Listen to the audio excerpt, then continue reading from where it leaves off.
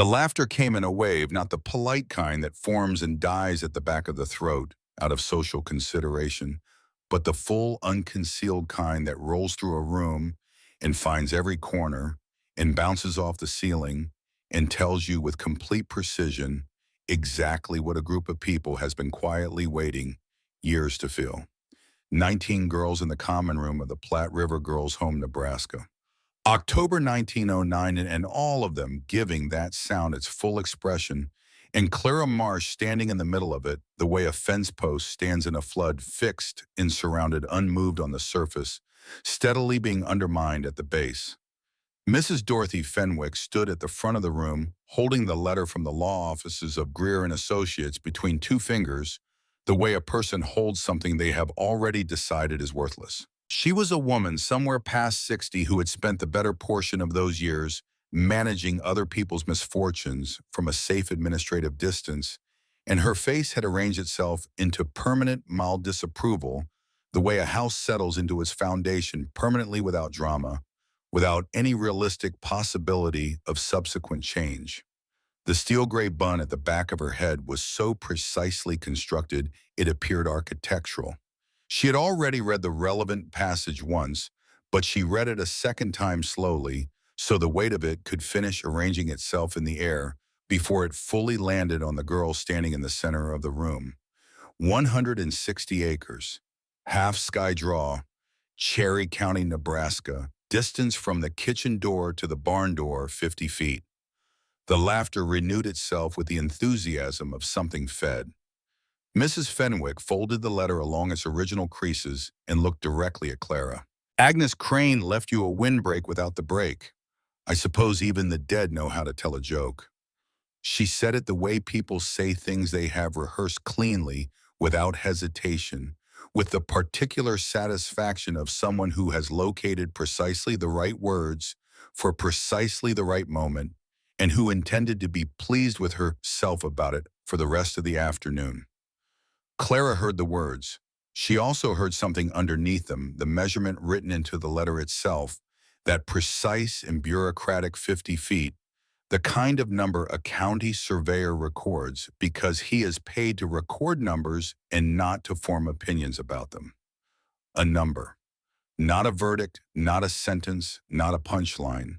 A number, and anything that could be numbered could be understood, and anything that could be understood could be worked with, and in the 16 years of Clara Marsh's life on Earth, that particular chain of logic had been the only thing she had trusted completely. The only thing that had never shifted and without warning, the way everything else had shifted suddenly in the middle of an ordinary day in directions she hadn't anticipated and could not have prepared for. She said none of this aloud. She stood in the center of the room while the laughter finished what it came to do, and she looked at the folded letter still in Mrs. Fenwick's hands, and she thought about 50 feet. The woman called Agnes Crane had been a great aunt in some technical and largely ceremonial sense. Her father's mother's sister, or thereabouts the family connection, so attenuated by years and silence, and her father's considerable talent for destroying things that the relationship had existed mostly as a rumor. Clara had never met her, had never received a letter from her, never been told by any of the households where she'd been placed in the 7 years between 9 and 16 that there was a woman in Cherry County doing something unusual on a piece of ground everyone else had written off. The existence of Agnes Crane had simply not been information that anyone had thought to share with Clara Marsh. The men of Forked Wells, the letter noted in a parenthetical that seemed oddly casual for a legal document called the property by a name other than its registered one. They had their own term for the 50-foot stretch between the house and the barn. Clara read it, noted it, filed it. Men who named things after death were, in her experience, usually men who had stopped being curious about whether death was preventable. She had been told once by a woman in the Bostwick household who had a cousin somewhere in the Cherry County area that the land at Half Sky Draw had changed hands twice before Agnes bought it once from a family who stayed a single winter and left in the spring with 2 fewer members, and once from a man who filed the claim and never actually moved on to it, which told you something about what his first inspection had communicated. Agnes Crane had then purchased the property for what the Greer and Associates letter described as a nominal sum, a phrase that in legal language meant a figure that only made sense if you were specifically not trying to make money. She had then stayed on it for nearly 30 years. That was the thing nobody had apparently been able to account for. Agnes Crane had stayed. Everyone else had confirmed the county's opinion of the place and departed. Agnes had stayed and had apparently spent the better part of 3 decades doing something on the land that the men in town found amusing enough to comment on regularly. Clara walked back to the dormitory and began to pack. What she had was this $4, which would become $2.50 after paying for the ride. A winter coat worn through at both elbows, thin across the shoulders, in a way the cold would notice before she did. A tin cup she had kept since the Bostwick family, the one clean object she had held onto through every placement, because she had learned early that when everything belongs to the household, nothing belongs to you, and a person needs at least one item that requires no one's permission to use. And books, a stack of them gathered from the home's discard pile over the past year, chosen not for their stories but for their measurements and diagrams and columns of carefully recorded data, a 1907 seed catalog from an Omaha supplier, a weather observation bulletin from the state agricultural office, a pamphlet on soil drainage and sandy terrain, a hand-typed summary of Central Plains wind patterns by a researcher whose name had been torn from the cover page. The other girls had found these items too dull to bother stealing. Clara had found them irreplaceable. Her mother had died on a Tuesday in April when Clara was 7. Not the death itself, she had been kept in the kitchen while the women worked behind the closed door, but the way the voices in that back room had grown quieter over the course of the day, quieter and quieter until they stopped, and the silence that followed was a different quality of silence entirely, the silence of a finished thing rather than a paused one. Her mother had kept a small lavender sachet pinned inside her dress, and for years afterward, the smell of it created a tightening in Clara's chest that she eventually stopped trying to explain and simply absorbed whenever it appeared. Her father survived his wife by 2 years, which in certain ways was not long enough, and in others was too long. He was a section hand for the railroad responsible for maintaining a specific stretch of track and consequently sober only when supervisors were nearby, which was irregular. He was not a violent man. He was absent in the particular way of certain people physically present elsewhere, in every way that counted, drinking the distance between what his life was and what he had once believed it would become. The winter Clara was 9, he walked out of the rail camp during a storm and did not walk back. They found him 10 feet from the camp perimeter, frozen beside a fence post in the posture of someone who had stopped to think about something and had simply run out of time in the middle of the thinking. The railroad sent a letter explaining that the company's obligations did not extend to the personal decisions of its employees. A sympathetic foreman arranged a minimal burial. After that, Clara's arrangements were made by other people, and they changed with some regularity. Aunt Rilla had needed help with the washing and could not accommodate another mouth at the table, and the arithmetic of those two facts had not resolved itself in Clara's favor beyond 8 months. The Bostwick family had been decent in the limited way of people who are decent until circumstances shift.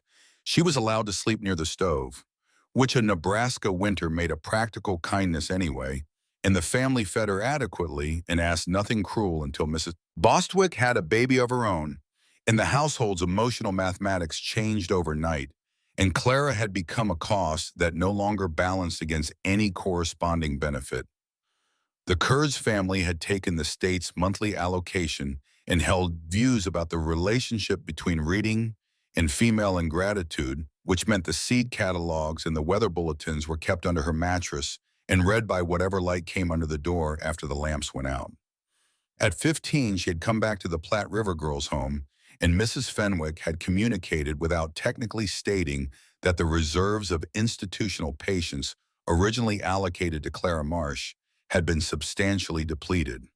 There was a specific way a woman like Mrs. Fenwick looked at a girl we had written off not cruel in any particular instance, but with the slight preemptive weariness of someone already calculating the final cost of a loss they had decided was inevitable.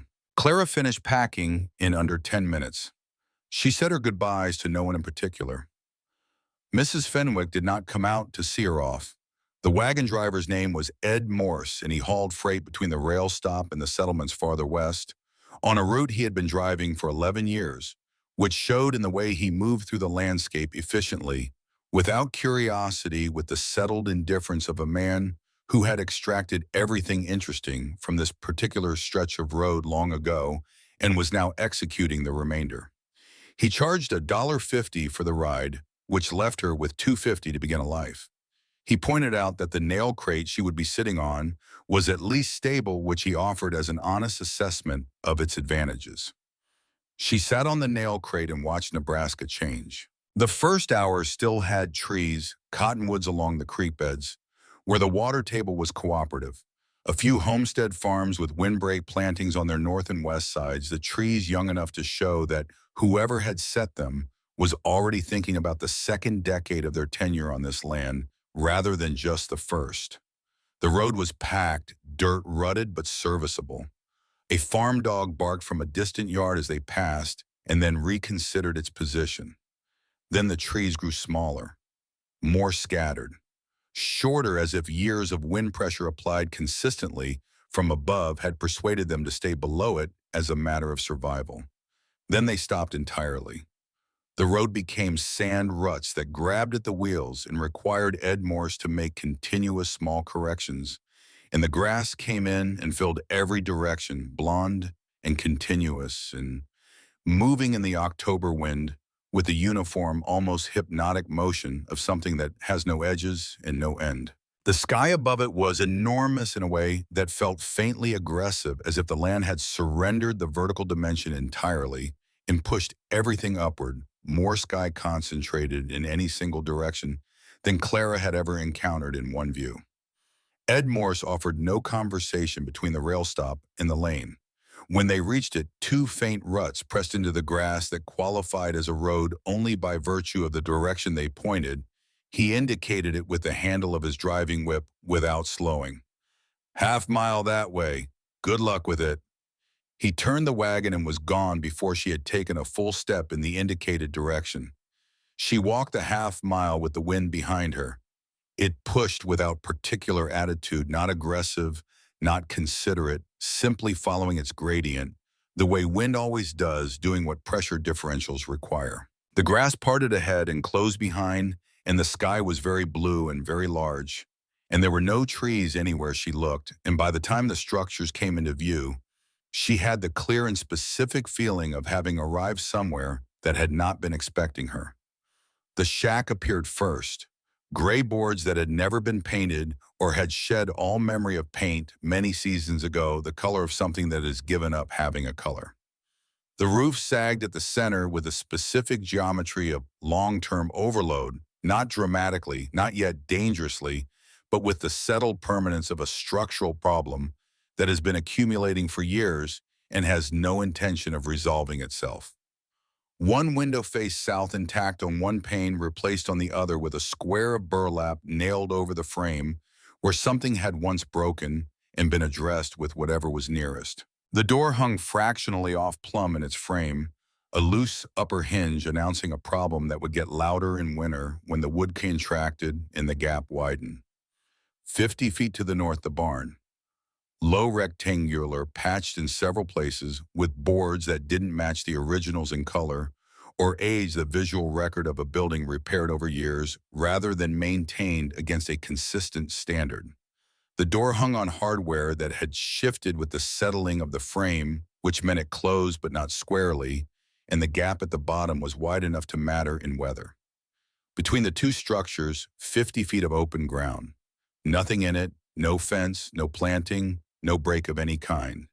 The October wind moved through without interruption, carrying a thin skin of surface soil from the lane and depositing it against the shack's north wall, where it had been building for years in a low and patient drift. In October, with the temperature still above freezing and the sun at a workable angle, the 50 feet looked entirely manageable.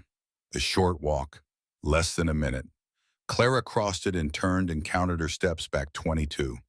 She would learn what 22 steps became when the temperature dropped 40 degrees in 3 hours and the snow moved sideways, and the world contracted to whatever was immediately in front of your face. She had not learned that yet.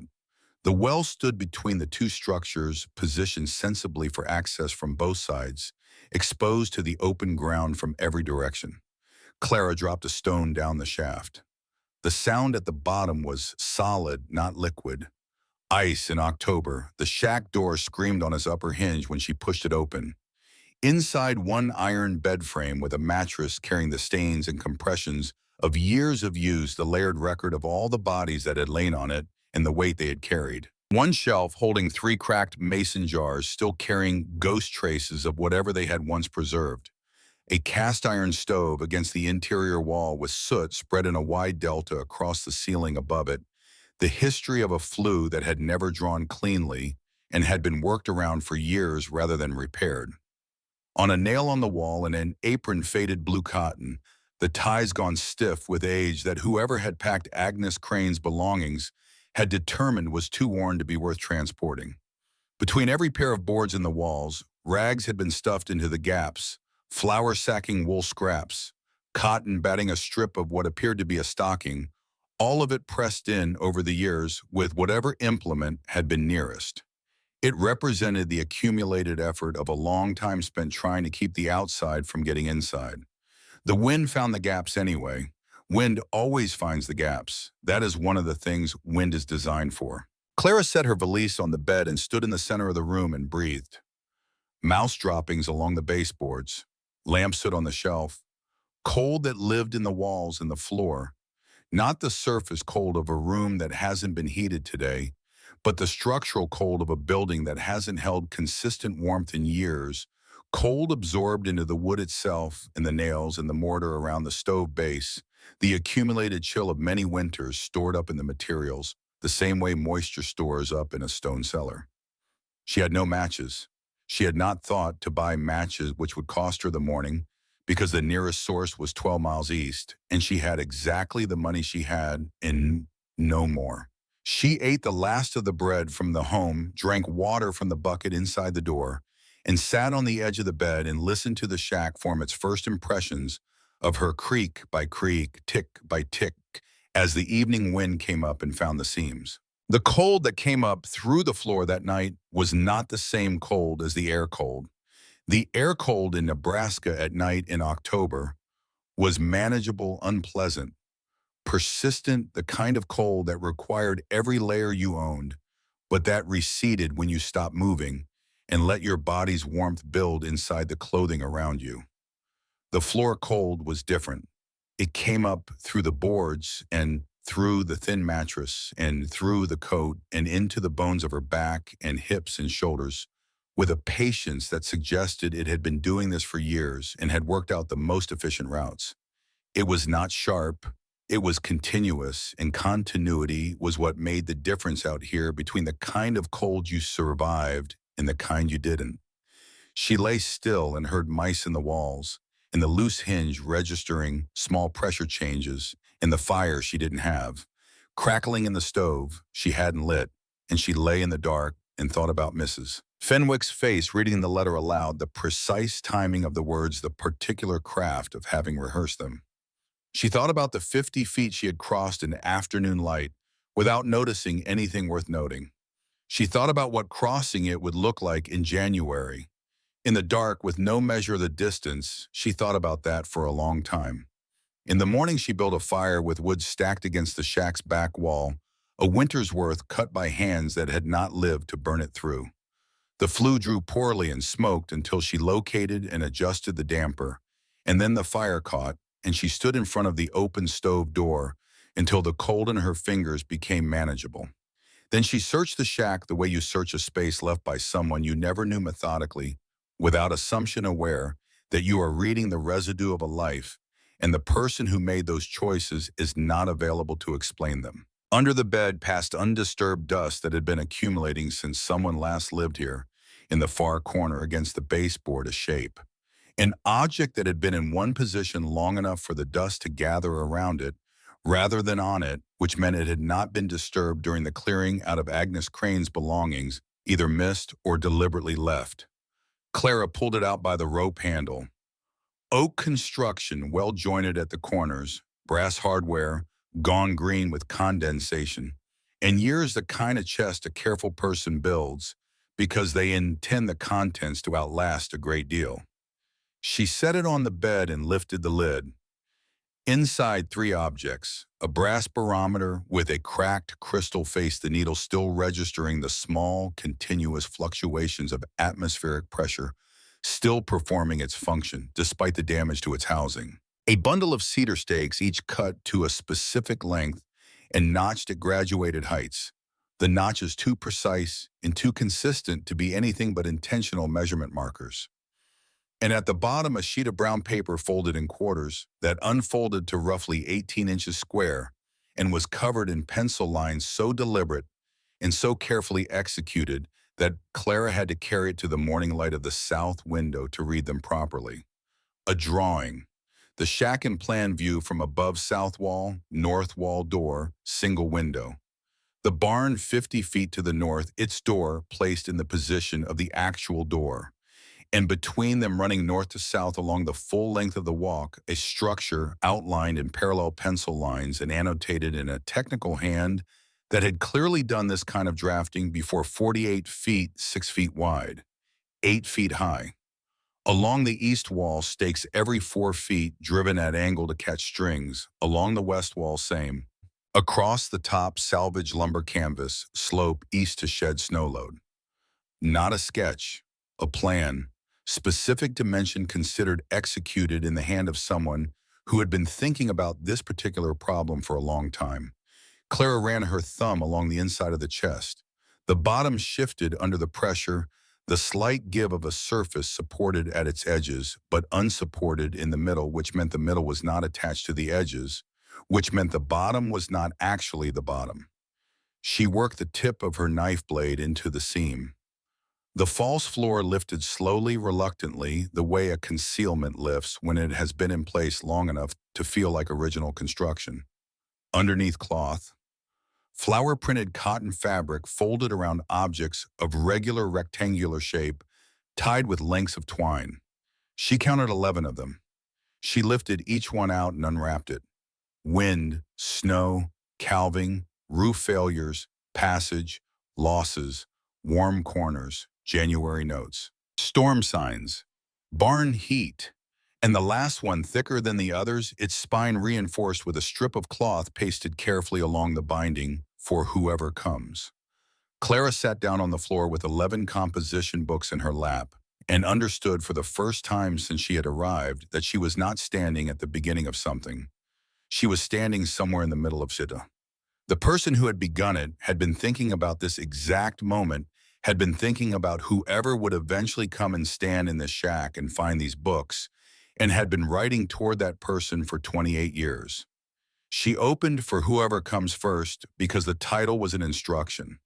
The handwriting inside was small and precise, and so uniform from the first page to the last that it appeared typeset from any distance, the product of a mind that had decided early what it intended to say and had never seen any reason to change the manner of saying it.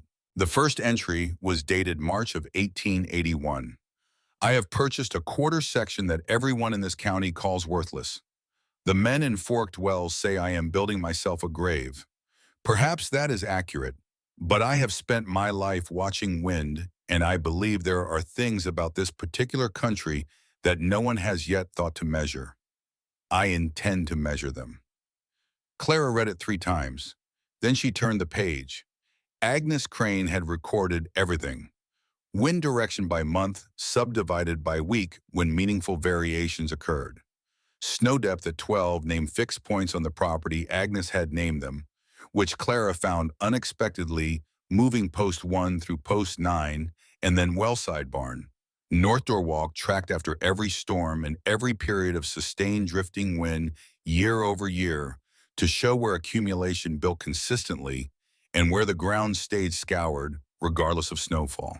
Temperature at the exterior walls of both the shack and the barn, at multiple interior positions in the barn, at varying heights at the well, at a fixed spot in the open center of the property, in a fixed spot behind a stack of hay bales. All of it recorded at consistent intervals and compared against itself across years with the steadiness of a person who has decided that understanding requires repetition and made her peace with that requirement before she ever started. January 12th, 1883, northwest wind, temperature at dawn -8 degrees Fahrenheit, temperature at the sheltered face of the hay bale stack -6 degrees Fahrenheit, difference of 12 degrees. The straw does not stop cold. It stops wind. Wind is the mechanism of lethal cold, not the temperature number itself. Temperature alone at these levels is survivable by a body retaining its insulating air layer. Wind removes that layer continuously. That removal is what kills. Clara's fingers went still on the page.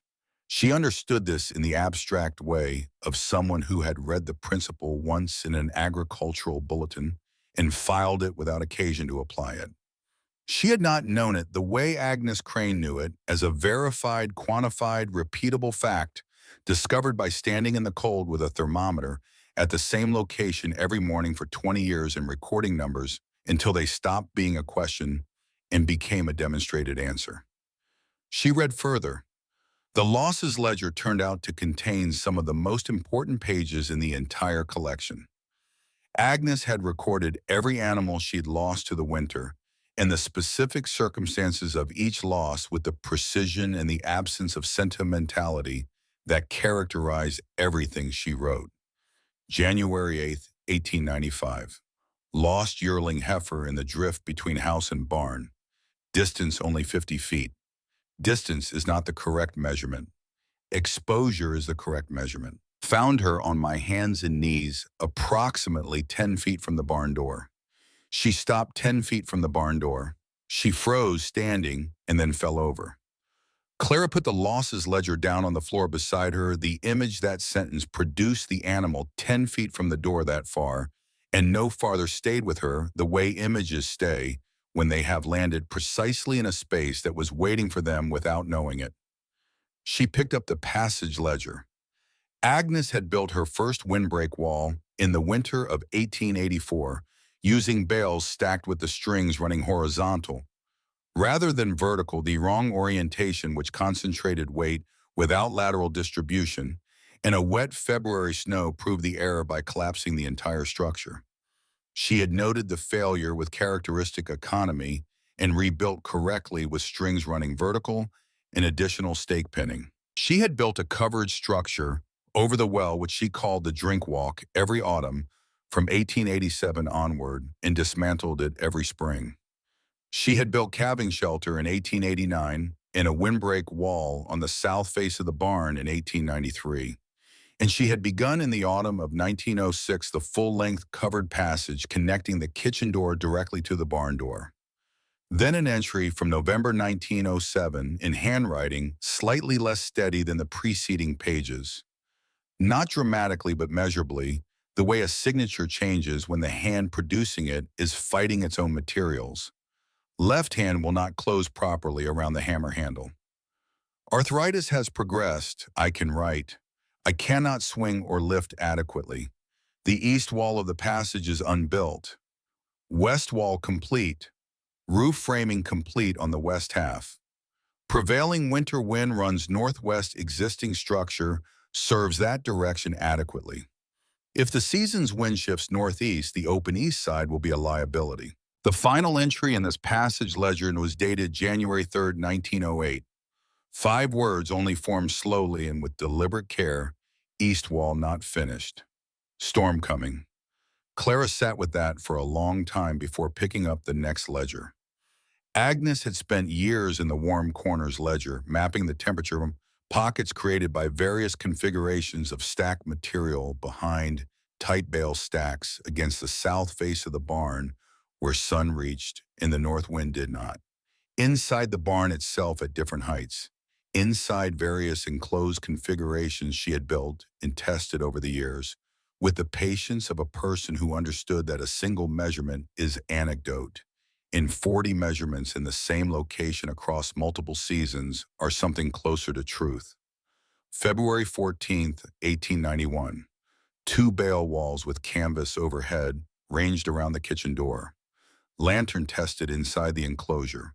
Flame held completely steady. No flicker. No movement whatsoever. Conclusion: the wind is traveling over and around the enclosure rather than through it.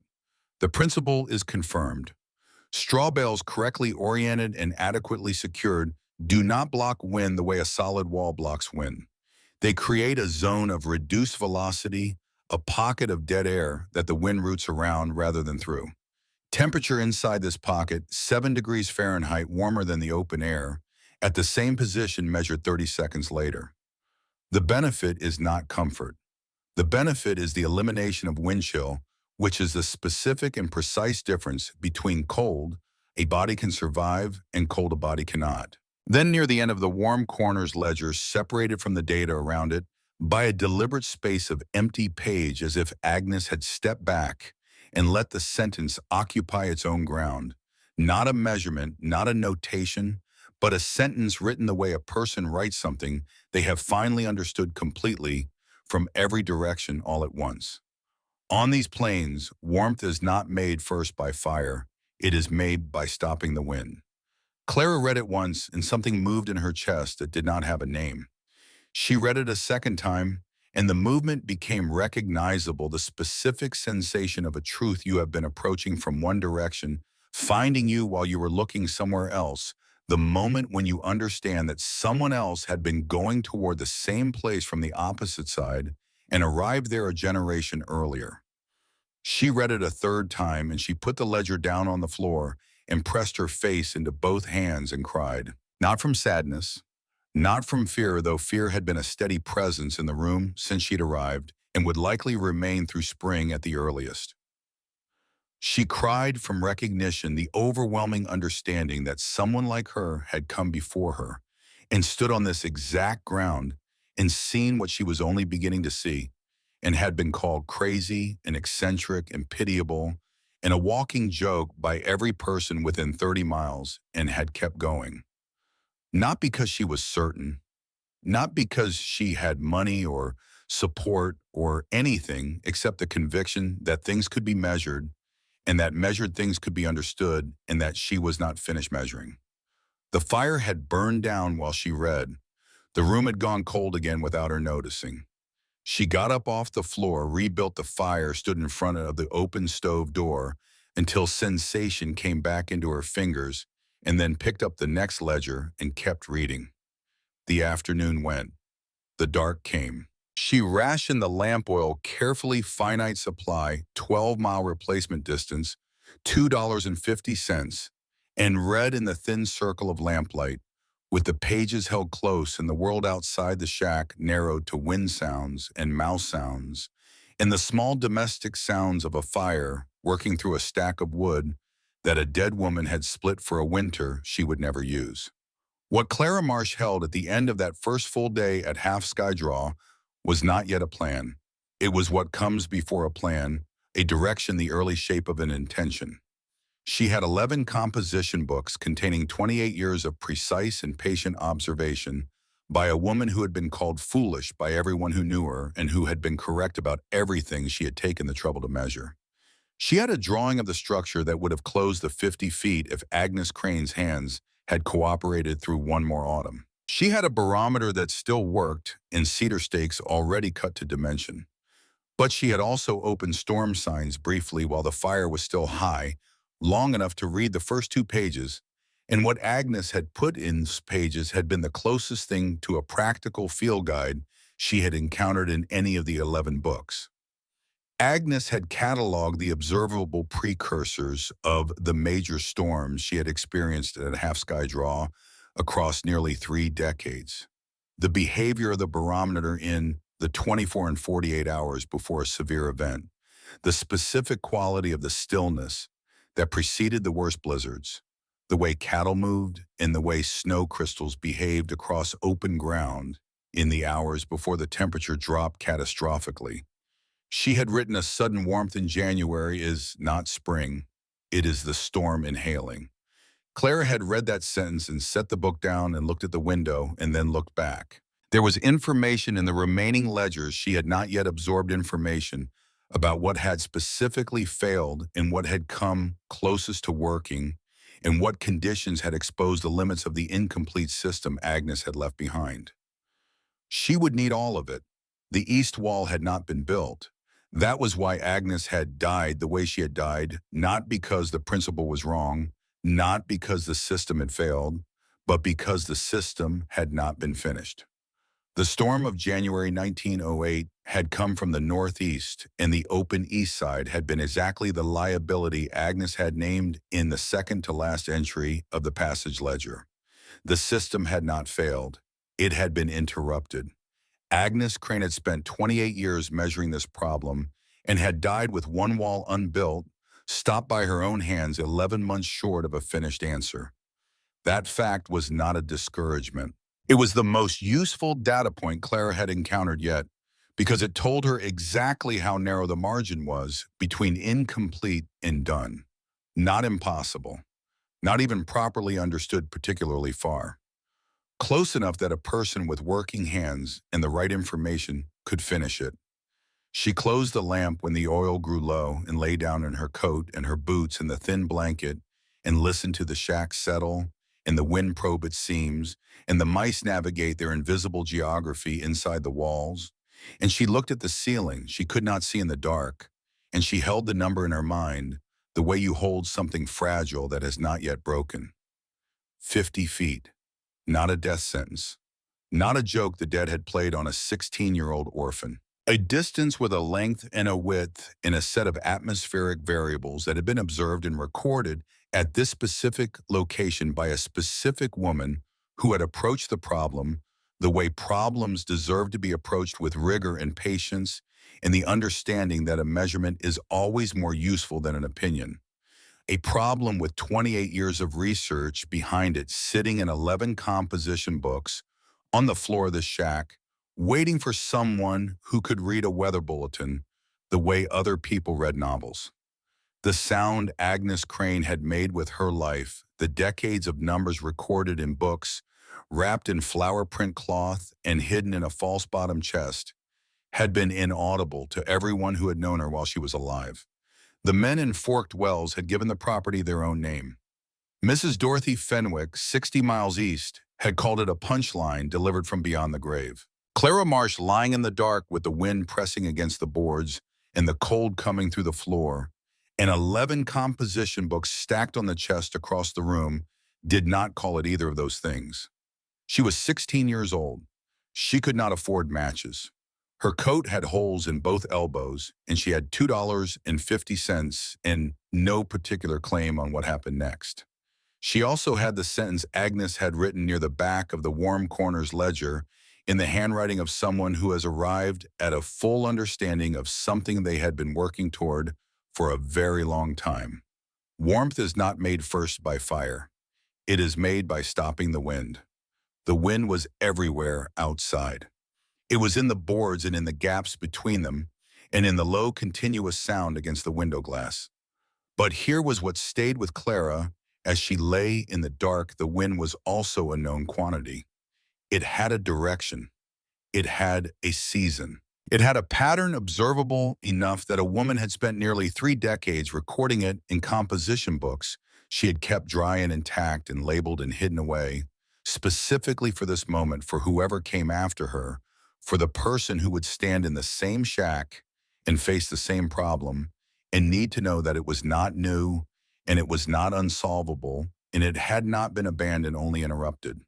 She did not sleep so much as rest, a half-waking state in which the shack's sounds sorted themselves into familiar and foreign, in which the wind's pressure against the boards became something she was cataloging rather than enduring. By the time the early October light began finding the edges of the burlap over the window, she was already thinking past this winter toward what the spring would require and what she would need to know before it arrived. 50 feet. The most dangerous distance in Cherry County, Nebraska, according to everyone who had ever tried to cross it in the wrong conditions. Also the most measured distance in Cherry County, Nebraska. Also, if she read all 11 ledgers and made no more mistakes than she could recover from, and built what Agnes had drawn on the brown paper in the false bottom of the oak chest, and built it with both walls this time, east wall and west wall, in the roof, in the pinned stakes, in the canvas tied down properly, possibly the most transformable. The mice went quiet as the light came. The wind did not. Clara Marsh was 16 years old alone on 160 acres, 12 miles from the nearest town with $2.50 in a tin cup, in a dead woman's notebooks, in a dead woman's unfinished plan. She turned onto her side and watched the October light come in gray and thin over the Nebraska grass, and she thought about 50 feet, and she thought about what it meant that the person who had been working on this problem for 28 years had believed enough in the answer to write 11 books for the person who would come after her. The men who insisted a thing could not be done were, in her experience, almost always the men who had never taken the trouble to measure it. The first winter arrived without preamble, in the sense that it had been announcing itself for weeks in a language Clara had not yet learned to read. By December, the well had gone from ice-skin to solid, and the wind that had moved through the shack's walls in October as a low and persistent whistle had changed register entirely. No longer testing, no longer negotiating, but simply present in everything in the floor, and the nails and the stove metal that went cold in under an hour after the fire burned down. She learned that the cold out here was not a temperature. It was a state of material existence, something that lived in the wood itself once the season had gone long enough without relief. She lost 18 pounds between October and March, not in any dramatic single event, but in the daily arithmetic of insufficient calories and insufficient insulation and the continuous physical labor of keeping both herself and what little she had alive through the accumulation of a Nebraska winter. The rabbit she managed to trap twice gave her more protein than she'd had in weeks. The beans and the salt pork she stretched past what was reasonable. By February, her dresses hung off her with a looseness that had nothing aesthetic about it. She was simply smaller, reduced by the season and the recognition that her body was consuming itself to maintain its own temperature was not abstract. The well went solid in January. For 3 weeks she melted snow in a pot on the stove, which required the fire to be burning, which required wood, which had run out in early December. The wood she had found stacked against the shack's back wall, split and seasoned, and left behind by Agnes Crane's last autumn of preparation, had lasted 6 weeks. After that, she walked 3 miles to a dry creek bed where dead branches could be found, and she dragged what she could carry and broke what she could not carry and came back with the smell of cold and exertion in her clothes and her arms aching from the wrist to the shoulder. She did this every 3 days. The worst night of that winter was in late January, when the temperature at the stove surface dropped to -22 Fahrenheit. She had the thermometer Agnes's, and she used it with the same automatic regularity that Agnes had, because not knowing the number was not an improvement on knowing it, and the fire burned down at 3 in the morning, and she did not have enough warmth in her to get up immediately and rebuild it. She lay in all her clothing and all her blankets and felt the cold complete its slow entry through every layer and thought with a clarity that only genuine extremity produces about whether the mathematics of this arrangement could ever produce a different outcome. What stopped the thought was not courage. It was a passage from the 11th ledger that she had read 3 weeks earlier and had not forgotten because it had been written by a woman who had lain in approximately the same bed in approximately the same cold and had apparently resolved approximately the same question. Agnes Crane, winter of 1892, in handwriting marginally less controlled than usual. I do not know whether I can do another year of this. I am tired of being cold, and I am tired of being mocked for trying not to be cold. And then in the same hand, the following morning's entry, temperature's wind direction, the precise depth of overnight snow accumulation at the 12 named points. Agnes had not stopped. She had written the doubt and then gone back to the measurement, and the measurement had been more useful to her than the doubt. Clara got up at 4 in the morning and rebuilt the fire. She told herself she would read the storm signs ledger again in the morning because there were things in it she had not fully understood the first time. In January, she walked the 12 miles to Forked Wells because she needed to know what materials cost, even if she couldn't afford them, And because standing still inside the shack for weeks on end without any external point of reference for what her situation looked like from the outside had begun to produce a kind of tunnel thinking she didn't trust. The town was a single commercial street between a white-painted church and a livery stable, roughly 300 people, if you counted the ranch families scattered across the surrounding grassland who came in for supplies and information on a rotating schedule. The feed store was the first place she went because agricultural materials were what she needed to understand. Frank Lester ran it, heavy-built, gray-bearded, with the evaluating eyes of a man whose livelihood depended on correctly pricing what he looked at and who had therefore extended that habit to all incoming information, human included. He knew immediately who she was. His first words to her were about Agnes Crane, delivered with the fond condescension people use for the harmlessly eccentric dead bought more bale twine than any three ranchers in the county combined used to tell him she was building the Great Plains version of a cathedral. Never did explain what she meant by that. When Clara began to explain the passage system, the principles behind it, the design Agnes had left, what she intended to build, Lester let her finish 2 full sentences before the performance began. He turned to the 3 other men standing near the counter and repeated the phrase passage system slowly with a particular inflection of someone who has located an excellent opportunity for public entertainment. The laughter that followed was smaller than what she had heard in the Platte River Common Room, but operated on the same mechanism, the communal satisfaction of confirming a shared opinion at someone else's expense. Clara bought bale twine in a 3-pound sack of dried beans, set her coins on the counter without looking at Lester's face, and left. Through the store window as she turned onto the street, she looked back once, not because she had left anything inside, but because she wanted to know how the room had settled after her departure. Most of the men had already resumed their own conversations. One had not. An older man standing near the far wall was watching her through the glass with an expression she could not categorize at that distance. Not mockery, not pity, something more considered than either. She walked 12 miles back to Half Sky Draw in the January cold and thought about that face. Spring arrived late, and then all at once, the way it does in the Central Plains, when the season turns not gradually but as a single systemic decision by the atmosphere. In the space of 1 week, the ground went from iron to mud, and the low points of the lane filled with standing water, and the air carried the smell of something alive and growing, which Clara inhaled with the specific gratitude of a person who had spent 4 months breathing nothing but cold and wood smoke. Maybelle, the rancher's wife, 5 miles east, had heard about the new occupant at Half Sky Draw through the usual mechanisms of sparse population rural information exchange, and she appeared at the end of March with a practical offer: eggs and fresh milk in exchange for mending. She had 3 sons who destroyed fabric with a consistency that had outpaced her available time, and her husband's shirts carried so many unremedied tears that function had become a question. Clara could sew. The Platte River home had been thorough on that point, and the trade gave her adequate nutrition for the first time since October. She gained back 7 of the 18 pounds. Not all of it, but enough.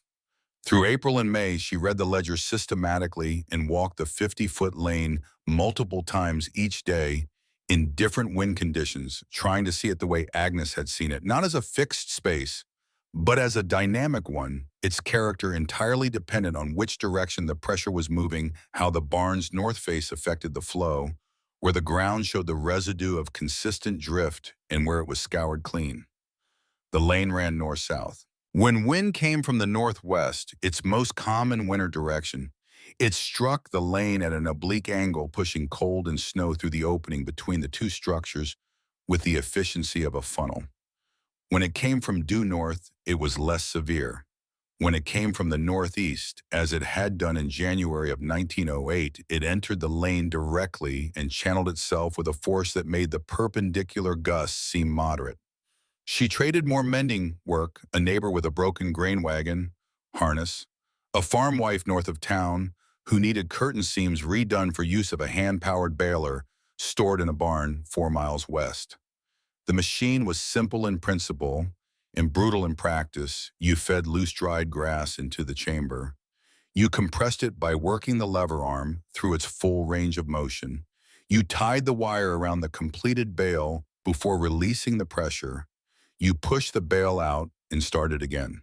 The first day, she produced 11 bales. After 3 weeks, her hands had developed calluses in locations she had not previously known could callus, and the muscles along her shoulders and forearms had acquired a new geography.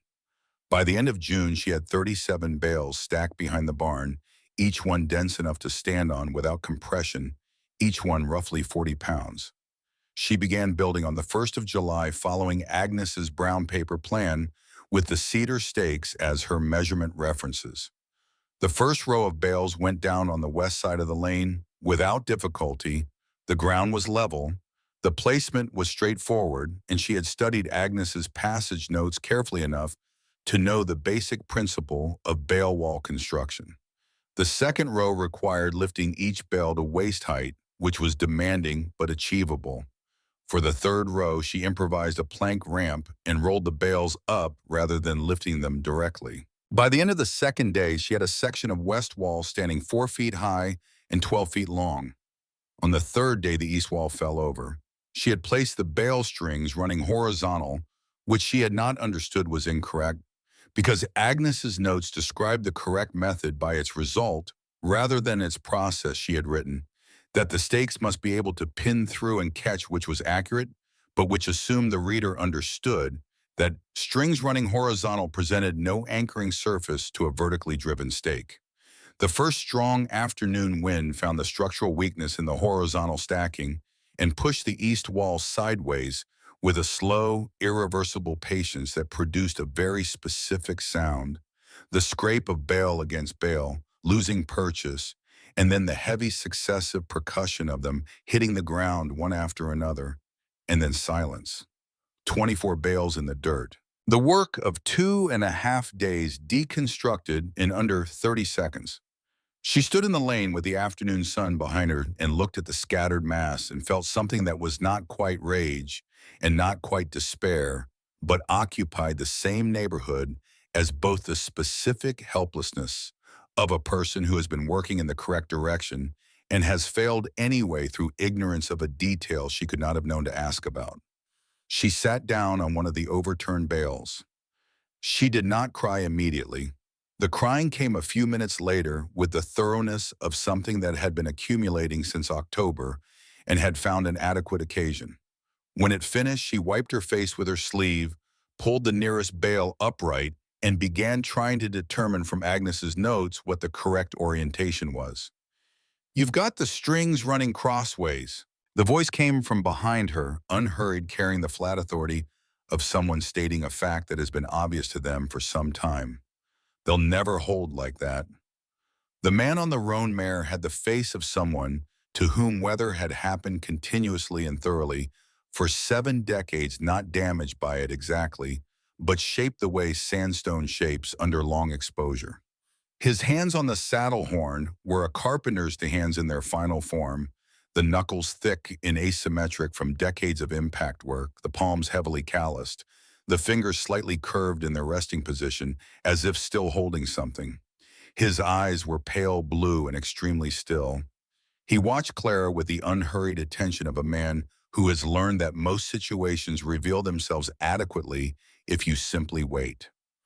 He was the man who had not laughed in Frank Lester's feed store. His name was Walter Holt, and he had known Agnes Crane since 1896 when she had flagged him down from the road to ask if he knew anything about ridgepole repair. He had fixed her ridgepole and stayed for coffee and a game of checkers and had listened to Agnes talk about wind measurement for 2 hours with a quality of attention that she had apparently found unusual enough to remember. He had come back the following spring to check on the repair and had stayed for another game and more conversation, and the pattern had continued on and off for the 12 years between that first visit and Agnes's death, never formalized, never explained, simply maintained by the mutual recognition that each had something the other found worth returning to. He swung down from the roan with the careful sequencing of a man whose body required a specific operational order to cooperate, Weight shifted before foot moved, full contact established before weight transferred, each transition deliberate. His back, he would later mention without complaint, had been a matter of ongoing negotiation since a barn-raising incident in 1889 that had resolved incorrectly. He looked at the scattered bales with the appraising calm of a man examining a structural problem rather than a personal failure. Then he looked at Clara. Agnes understood the principle. She knew what it needed to do. She never had the hands for the technical construction side of it. He picked up the nearest bale and turned it in a specific orientation. Strings run lengthwise. That way, when you drive the stake at an angle, it passes through and catches the string. The stake grips. The bale doesn't move independent of the wall. He showed her the stake angle, not vertical, but driven at roughly 45 degrees, passing through the gap between bale courses and catching the string of the bale above, creating a tension that pulled the stack together rather than simply holding it in place. He showed her the base placement, each first course bale set slightly outside the line of the course above it, so the wall leaned marginally inward against the direction the wind would push. Wind wants to push outward, he said, settling the third bale into its position and testing the stability with a push from his palm. You give it a wall that's already leaning into the push, it finds less to work with. They rebuilt what had fallen that afternoon. Walter directed, Clara placed and drove stakes. His back prevented much direct lifting, but his knowledge of how the structure needed to feel before it was tested was precise and communicable. And by the time the light went flat and golden along the grass tops, the east wall stood to shoulder height along a third of the lane's length, and it did not shift when Clara put her full weight against it. Walter looked at it from 10 feet back, then at the open sky above the half-finished lane. That's standing, he said. Standing isn't the same as working. Working is when you walk through it in January with a lit lantern and the flame doesn't move. He came back the following morning and the morning after that. Through July and into August, they built 2 walls 48 feet long to the north edge of the shack's kitchen door and the south edge of the barn door with a 2-foot overlap at each end to prevent wind from finding the corners.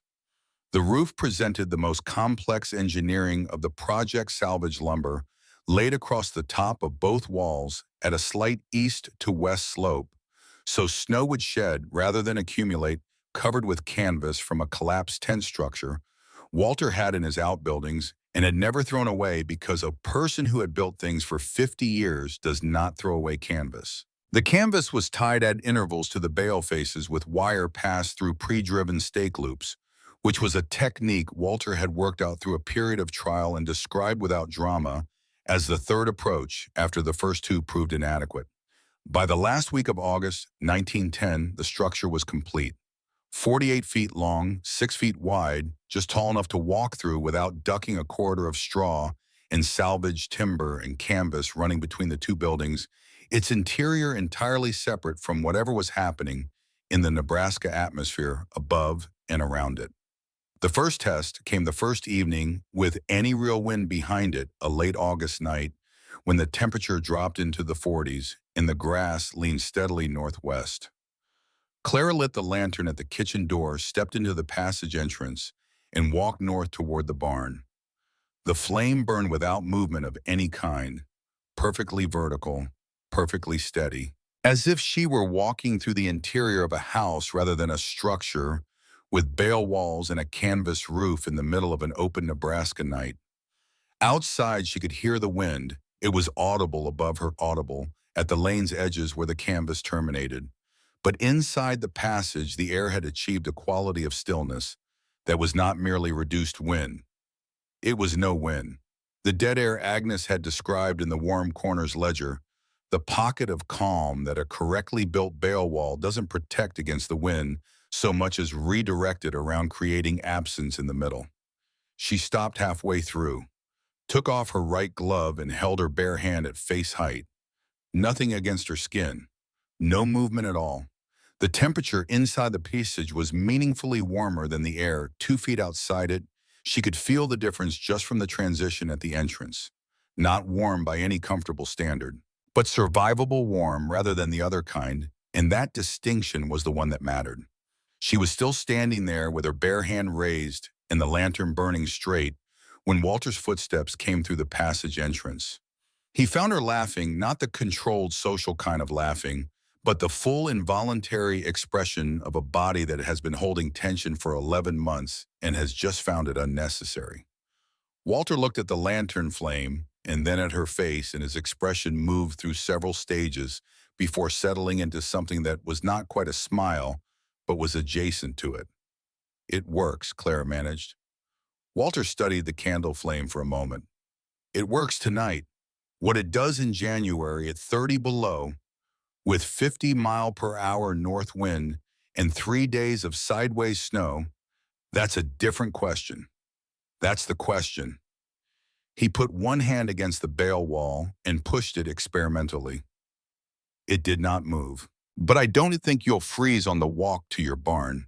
I think you've done what Agnes was trying to do." He withdrew his hand and looked at the ceiling canvas. She would have wanted to see this. They sat outside afterward on overturned buckets in the cooling August evening, and Walter was quiet for long enough that the silence became a different kind of thing. Not the comfortable silence between two people who know each other well, but the specific silence of someone deciding whether to say something they have carried alone for a long time and have not previously trusted anyone else to receive. When he spoke, he did not begin at the beginning. He said that Clara had to understand something about why he had come the first morning and why he kept coming after that, and what Agnes Crane had understood that nobody else in the county ever had. He said it was not complicated. It was just something he had never been able to explain to his own satisfaction until he heard Agnes lay it out in her kitchen in 1896 with the particular precision she brought to everything she measured. And even then, it had taken him another winter of thinking about it before it fully settled. His son had been 12 years old, the winter of 1888, and here Walter's voice became the voice of someone reciting a navigational fact, a bearing a distance, something fixed and functional, and no longer attached to the original event by anything except its permanent accuracy, had begun mildly in January. A warm January morning, the kind that made people careless. They had cattle out in the near pasture. His boy had gone to bring in 2 calves that had drifted from the others. The distance from the calves to the barn was under 50 yards. The blizzard of 1888 had arrived in the fashion that made it historic. Not gradually, not with the barometric decline and cloud progression that gave people time to prepare, but instantaneously, as if a door had been opened somewhere north of the Dakotas, and the full accumulated force of an Arctic continent had been released in a single moment. Temperature dropped 30 degrees in 15 minutes. Visibility went from clear to zero in the time it took to turn around. Walter's boy was 50 yards from the barn when it happened. Walter found him the following morning after the wind stopped and the white returned to its normal composition of snow and distance, rather than the homogeneous, blinding suspension of a ground blizzard. He was 30 feet from the farmhouse, walking in the wrong direction. He had become disoriented in the whiteout. There was no way not to become disoriented in a ground blizzard. The visual field reduced to a uniform white with no shadows, no edges, no way to distinguish up from lateral, and he had walked away from the house rather than toward it and had stopped 30 feet from the wall that would have saved him. Walter said all of this without inflection, not because he was beyond it, but because he had found over the years since that inflection made the thing harder to finish saying, and finishing was necessary. Agnes understood what no one else out here ever thought to put into words. He continued, his hands resting still on his knees for once. "It's not cold that kills a person in this country. It's the distance, the space between where you are standing and where you need to be. That's the measure that matters. Make that distance safe to cross, and you change what this land is capable of doing to the people who live on it." He looked at Clara without turning his head, just moving his eyes. "I couldn't give my boy that distance back, but maybe I can help you make sure someone else doesn't lose what I lost." That seemed like the right use of what I know how to build. There was nothing to say after that. Clara understood there was nothing to say and did not reach for anything inadequate.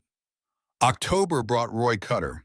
He came on a bay horse with two ranch hands positioned behind him in the silent and deliberate arrangement of men placed to be seen rather than to work.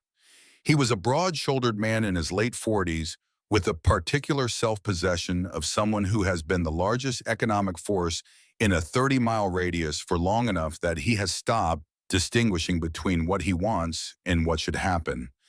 He surveyed the new structures along the lane with an expression that suggested he was calculating the cost of removing them. His first approach was the one that experienced men use on inexperienced girls, cordial measured, framed as advice from someone with greater knowledge of the terrain. He observed that she had been busy.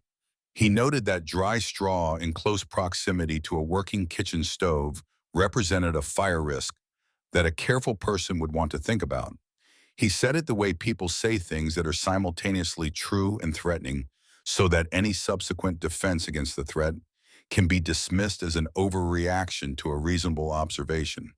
When that produced nothing useful in her face, he stated the offer, $50 cash.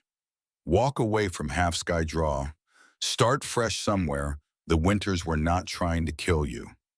Clara knew and Cutter knew she knew that the land was worth more than 10 times that figure, not for agricultural value, which was negligible in sandy soil, but for geographic position. Half-sky draw sat directly between two parcels Cutter had been assembling for years. Without it, his operation remained two disconnected pieces. With it, he had a contiguous holding that changed what he could do with both sides. The $50 was not an honest offer. It was a statement about the relative position of the two parties. No, thank you. Two words with nothing extra in them.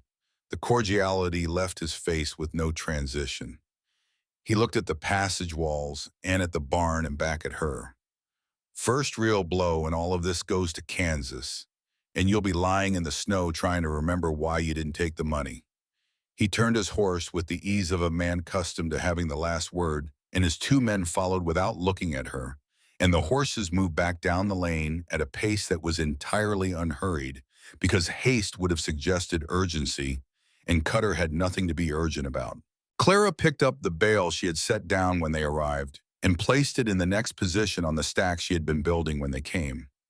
Walter, who had been in the barn during the conversation and emerged after the horses cleared the fence line, stood for a moment watching the lane.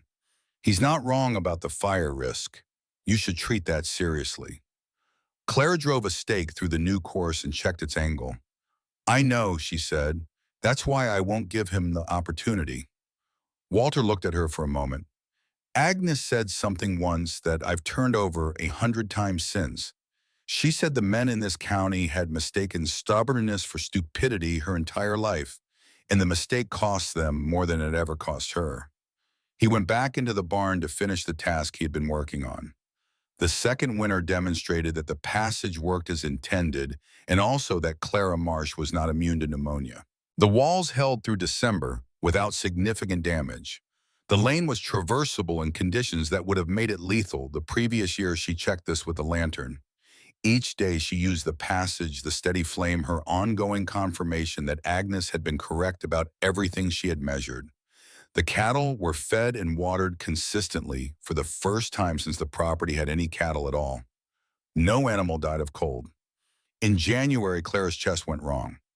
It started as the ordinary heaviness of a respiratory irritant, wood smoke, cold air, the constant circulation of particulate matter in a space heated by a stove that had never drawn cleanly, and became something heavier over 3 days until she woke on a Wednesday morning, unable to draw a full breath and running a fever that made the thermometer readings briefly philosophical. Maybelle arrived on the 4th day because she had been waiting for Clara to ask and had eventually decided that waiting was causing more harm than showing up uninvited. Maybelle's husband handled the barn work for 3 weeks. He walked through the passage twice daily without incident, which was both the point and for Clara lying in the bed watching the ceiling, source of the particular frustration that comes from having built a thing specifically so others could use it and then being unable to use it yourself. She was grateful for the help and resentful of needing it with approximately equal force, and she let neither feeling express itself in any way that would have made Maybelle feel unwelcome, because that would have been both ungracious and counterproductive. It was during those 3 weeks in bed with more reading time than she ordinarily allowed herself that she finally worked through the last unexamined entries in the passage ledger with sufficient care to understand exactly what had happened to Agnes in January of 1908. The entry for November 3rd, 1907 was in Agnes's handwriting, but not Agnes's usual production. The letters were well formed but slightly larger than her normal hand, the way handwriting changes when the instrument producing it requires more deliberate control. Left hand will not close adequately around the hammer handle. The right remains functional. Arthritis has progressed past my management of it. I can write. I cannot drive a stake or lift a bale. The East Passage wall is unbuilt. I had intended to complete it in October. October did not cooperate with that intention. And then 40 days later, the entry that had been waiting at the bottom of the ledger all along a single compound sentence in the right hand, only the left hand, having apparently ceased to be useful for anything except the barometer checking that the subsequent storm would make irrelevant. East wall not finished. Storm coming. Agnes had survived the storm. That was documented. Walter had found her alive in the kitchen 3 days after the weather cleared. The east wall's absence had meant the passage entrance was exposed to the northeast wind that the storm had delivered, and 3 days of northeast drift had buried the entrance under 4 feet of compacted snow, and Agnes's hands could not grip a shovel adequately to clear it, and so she had been cut off from her barn for the duration, the animals dying or surviving according to their own resources, while she sat in the kitchen and waited for the sky to open.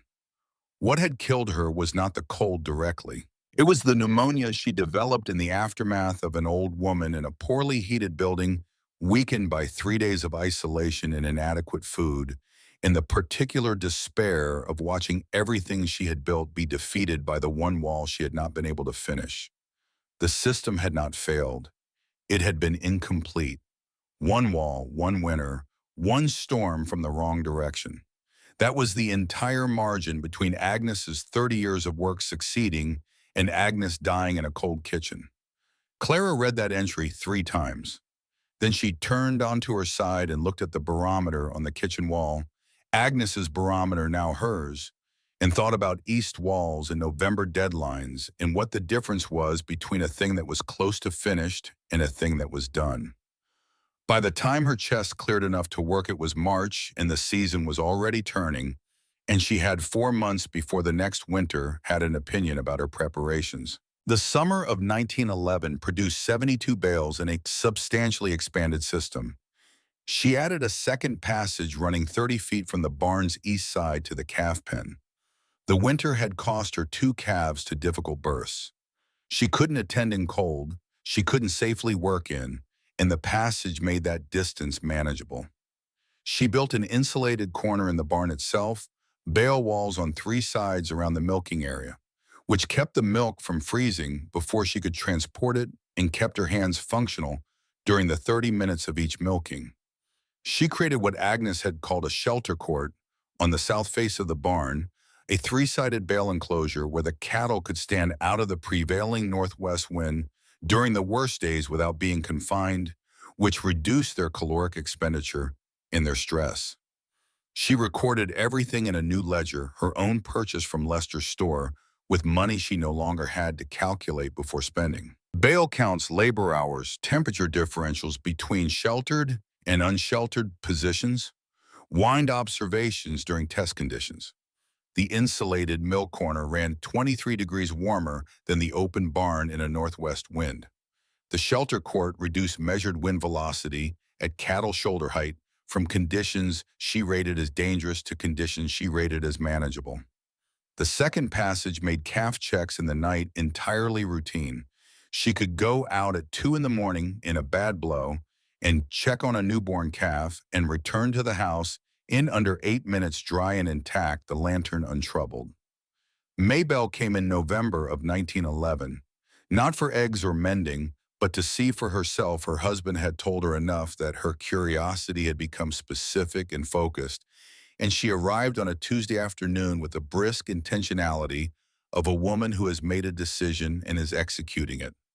She walked into the passage without speaking. Clara watched her face. The recognition came in stages. The surprise of the stillness. The instinctive reaching for an explanation. The hand extended bare into the air the way Clara had extended her own hand on the first test evening. Maybelle stopped in the middle of the passage with the November wind audible above the canvas and her bare palm raised in the specific expression of someone encountering a proof they had been told was impossible. "I can hear it out there," she said. "I cannot feel it in here." She walked the full length to the barn and back, her fingertips dragging lightly along the bale walls. When she came out into the yard, she looked at Clara with the straightforward directness of a woman who respects her own time. "What would it cost to build one of these for my property? My kitchen to barn walk is 40 feet. The first passage Clara built for anyone else went up in November 1911. Maybelle paid in smoked meat, lamp oil, and the use of her husband's second wagon for the month. 2 more requests arrived before Christmas. Word, having moved through the community, by the mechanism of observation, people had noticed that Clara Marsh was buying more supplies than a girl with nothing ought to afford, and had eventually asked questions. Ruth Alderton arrived in the spring of 1912. She was a county school teacher, 30 years old, with a teacher's certificate from Kearney, in the particular quality of intellectual appetite that produces people who ask questions that others experience as impolite. She had heard about Clara from Maybelle, and she came with a notebook already open and a pencil already in her hand, which told Clara something about how she processed the world. She looked at the passages and walked through them and asked questions about the design logic. Then she asked to see the ledgers. She spent 4 hours with Agnes's composition books, her pencil moving steadily. When she finally put them down, she sat on the overturned bucket that had become the yard's informal visitor seat and said something that reframed everything Clara had been doing for 2 years. "This is field science. What your Aunt Agnes was doing, the systematic observation, the recorded measurements, the tested hypotheses, the conclusions drawn from repeatable results. This is the scientific method applied to a survival problem." She was conducting experiments before the county extension office had decided that a woman in Cherry County was worth consulting about anything. Clara told her it was just measuring. Ruth's response had the cadence of someone who has thought this through. "Measuring is what science is. The equipment doesn't matter. The institution doesn't matter. What matters is that she asked a question, tested it, recorded the answer, and asked the next question. She did it for 28 years in a place where no one thought the question was worth asking, and she was right about everything." She looked at Clara over the notebook. "I want to write this up. A practical guide, plain language diagrams a person with no construction training can follow. I want to send it to the county agent, in the extension office in Lincoln, and every ranch wife I know." Ruth wanted to name Agnes Crane in the document. She wanted the attribution clear.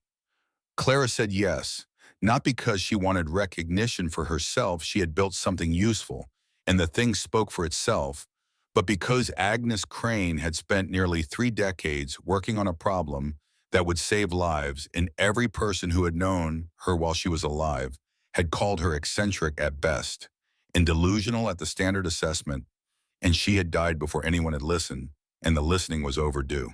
In the course of Ruth's research, going carefully through every page of every ledger, she found a sheet of folded paper tucked into the back cover of the 11th book, the For Whoever Comes ledger, which Clara had read most carefully and which she had apparently not searched behind its lining. The paper was a draft letter, undated but written in Agnes's hand from a period when the handwriting was still fully controlled, which placed it at least 3 years before the final entries. It was addressed to a Reverend Silas Cook. Agnes had written to ask Cook, a traveling minister who passed through Half Sky Draw on a circuit that included the eastern Nebraska settlements, to make an inquiry at the Platte River Girls' Home on his next visit. She described a girl she had heard about through Cook himself, a child whose name she was not certain of. Possibly Clara, possibly something else, who had a habit of taking technical books from the institution's discard pile and who asked questions that nobody answered. Agnes had heard about this child through the same mechanism she had heard about most things. She had asked Cook what he had seen lately, and he had mentioned, among other items of route news, a girl at the Platte River home who seemed to have no use for fiction and had appropriated a drainage pamphlet from a disposal box and kept it under her mattress. Agnes had written asking Cook to inquire further, and if the girl was still without suitable placement, to mention that there was a woman in Cherry County who had use for someone who measured things. Cook had apparently delivered the letter to the Platte River home. Beyond that, the ledger offered no information. Clara stood in the yard with the draft letter in her hands for a long time. The afternoon was April mild, and the new grass was coming in along the lane, and the passage walls were going through their second full year of intact existence without requiring major repair. If the letter had been delivered and had been read by someone with the authority to act on it, and if that someone had chosen to act on it, she would have come here years earlier. She would have come when Agnes was alive. She would have learned from Agnes directly from her hands and her working knowledge and her 25 years of accumulated understanding, rather than from the records of that understanding stored in composition books. She would have had a different introduction to this land entirely. She did not know whether that would have produced a better outcome or only a different one. She had arrived at what she had arrived at by the path she had taken, and the path had cost her a great deal and had also taught her everything she needed to know about what the cost had purchased. That calculation did not resolve neatly. She handed the draft letter to Ruth. "Put it in the pamphlet. At least her name will be heard by the people who should have heard it the first time." Ruth took the letter carefully, the way you handle a document that belongs to history rather than to either of the people currently holding it. She looked at Clara with the expression of someone who wants to say something and is trying to identify the right form for it. She didn't speak. She put the letter in her notebook and walked back to her horse and rode east toward town. Summer and autumn of 1913 completed what needed completing. The system reached the form Agnes had drawn on the brown paper in the oak chest, and then exceeded it: the second passage, the insulated milk corner, the south shelter court, the covered calf. Check walk, all of it in place, all of it tested through 2 full winters. Already the bale walls replaced where the bottom courses had shown wet season degradation and rebuilt to the same specification. Walter Holt came less frequently as the year went on. His lungs had been a source of difficulty for some time, and the autumn damp made the difficulty audible from across the yard. Some mornings he arrived and did not dismount, only observed from the saddle and offered corrections, and then rode home slowly. Clara had learned not to comment on this. December brought the barometer into unusual behavior fluctuations in the daily pattern that didn't correspond to the seasonal rhythm she had tracked for 4 years. Small deviations that Agnes's storm signs ledger identified as potentially meaningful, in the way that all advance indicators are meaningful only in retrospect if the event they precede actually occurs. On the 12th of January 1914, Clara checked the barometer at dawn and then again at mid-morning and found it had dropped 8 points overnight. By midday, it was still dropping. The sky overhead was entirely clear. The air outside was warm unseasonably, improbably warm for January in Cherry County, the kind of warmth that Agnes had described in a passage Clara had memorized without intending to. A sudden warmth in January is not spring. It is the storm inhaling. Every animal on the property was restless in the particular way the animals are restless when their information is better than ours. Walter arrived in the early afternoon on the roan mare, moving more carefully than usual. He dismounted at the gate and came to the kitchen door and looked at the barometer without speaking for a full minute. He took out his handkerchief and held it to his mouth, and Clara looked at the wall. When he put it away, his voice was the same as always, flat, informational, stripped of anything decorative. "Get your hay inside. Fill every water vessel you have. Check every stake in the system and every canvas tie. You have perhaps 24 hours. possibly less. Clara asked whether it was going to be that severe. Walter looked at the barometer one more time, then at the window, then at her. It feels like 1888, the same stillness before the door blows open. I haven't felt that in 26 years. He turned and went back to his horse and rode south, and the warm January air moved around the structures without touching them, and the barometer needle kept its slow and steady fall. She worked through the night without sleeping, not because she had decided to forego sleep, but because the list of what needed doing did not reach its end before the sky began to lighten. And once light arrived, there was no longer any argument for stopping. The hay came first. She moved 40 bales from the stack behind the barn into the interior, stacking them against the north wall where they would serve double purpose as both feed supply and additional insulation against whatever was coming from that direction. Every vessel that could hold water she filled and positioned the 2 large milk buckets, the 4 cooking pots, the tin wash tub, the ceramic pitcher that had been Agnes's, and that Clara had used every day for 4 years without thinking about it as a survival resource until tonight. 12 gallons of water, roughly distributed across the barn, in the kitchen, in the root cellar, enough to last a confined person 10 days if managed carefully. Then the passage. She went through it in the dark with a lantern in her left hand and both hands working independently, the right touching every stake she had driven through the 4 summers of building and rebuilding, testing for movement, applying lateral pressure, identifying the 3 she found with marginal purchase, and driving them deeper with the mallet she had carried out specifically for this purpose.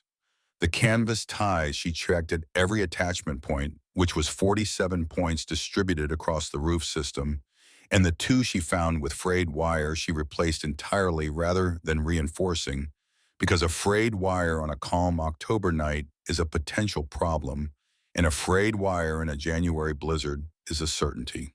The work took 2 hours. The passage was in better structural condition when she finished than it had been since she completed it 3 years before.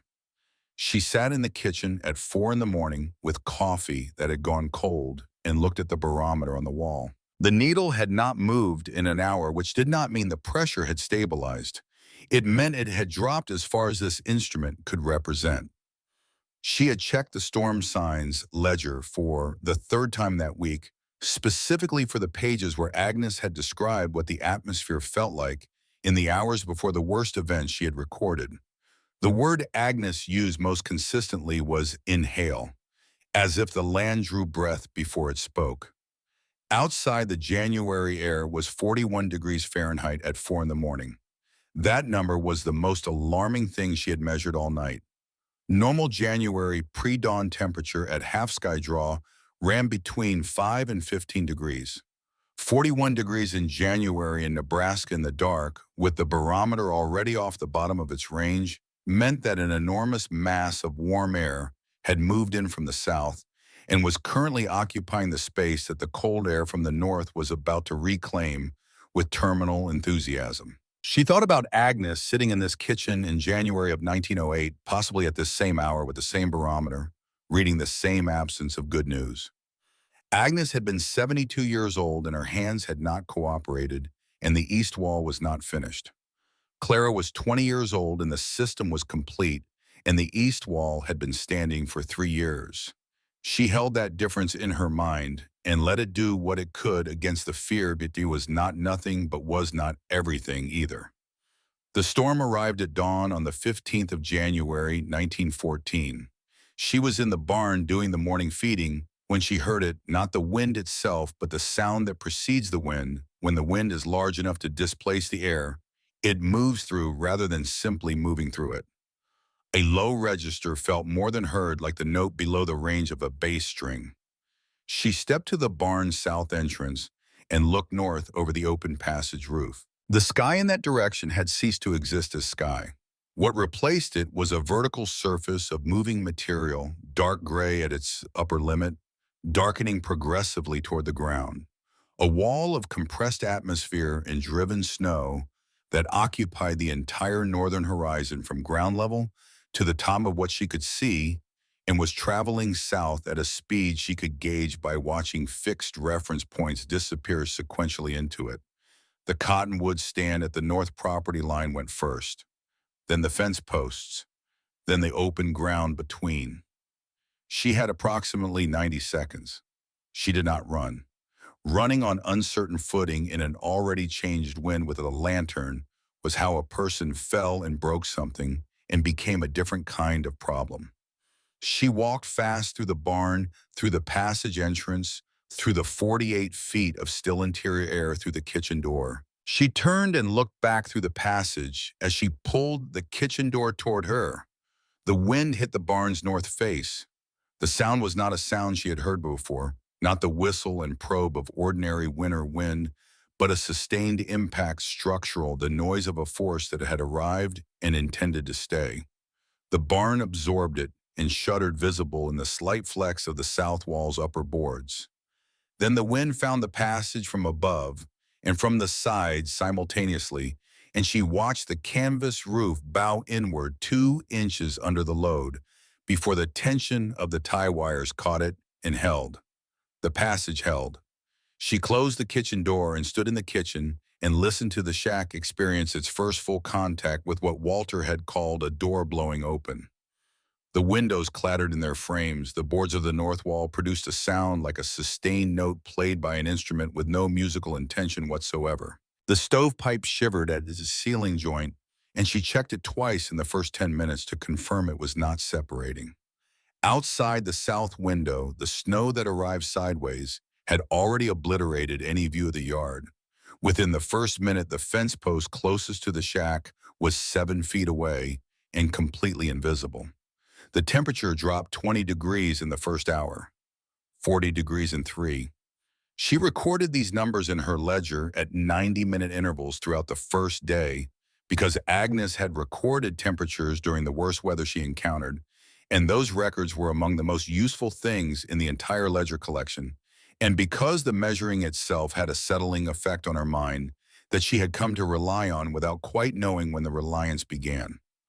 On the first day and the second, she moved through the passage twice, morning and evening, the lantern burning its absolute vertical each time. The cattle had been in the barn since the previous afternoon, and they were settled, not calm in the way of animals without information, but adapted their biological systems, having calculated that the barn was survivable and that movement would cost more than stillness. The milk cow worked through her routine without variation. The chickens in the insulated coop attached to the barn's east end were fully stationary and warm. She fed and watered everything in under 30 minutes each visit. Walking back through the passage from barn to kitchen, the storm above her and the storm outside her, and the air within the passage, entirely indifferent to both, she felt each time the specific and repeatable sensation of a principle being demonstrated, not the comfort of it, because comfort required warmth, and warmth required more than the passage alone, but the confirmation of it, which was more durable than comfort. The third day tested the canvas. The wind had shifted during the night, not a complete directional change, but a clockwise rotation that moved its primary axis from north-northwest to north-northeast, which altered the angle at which the storm loaded the passage roof's western slope.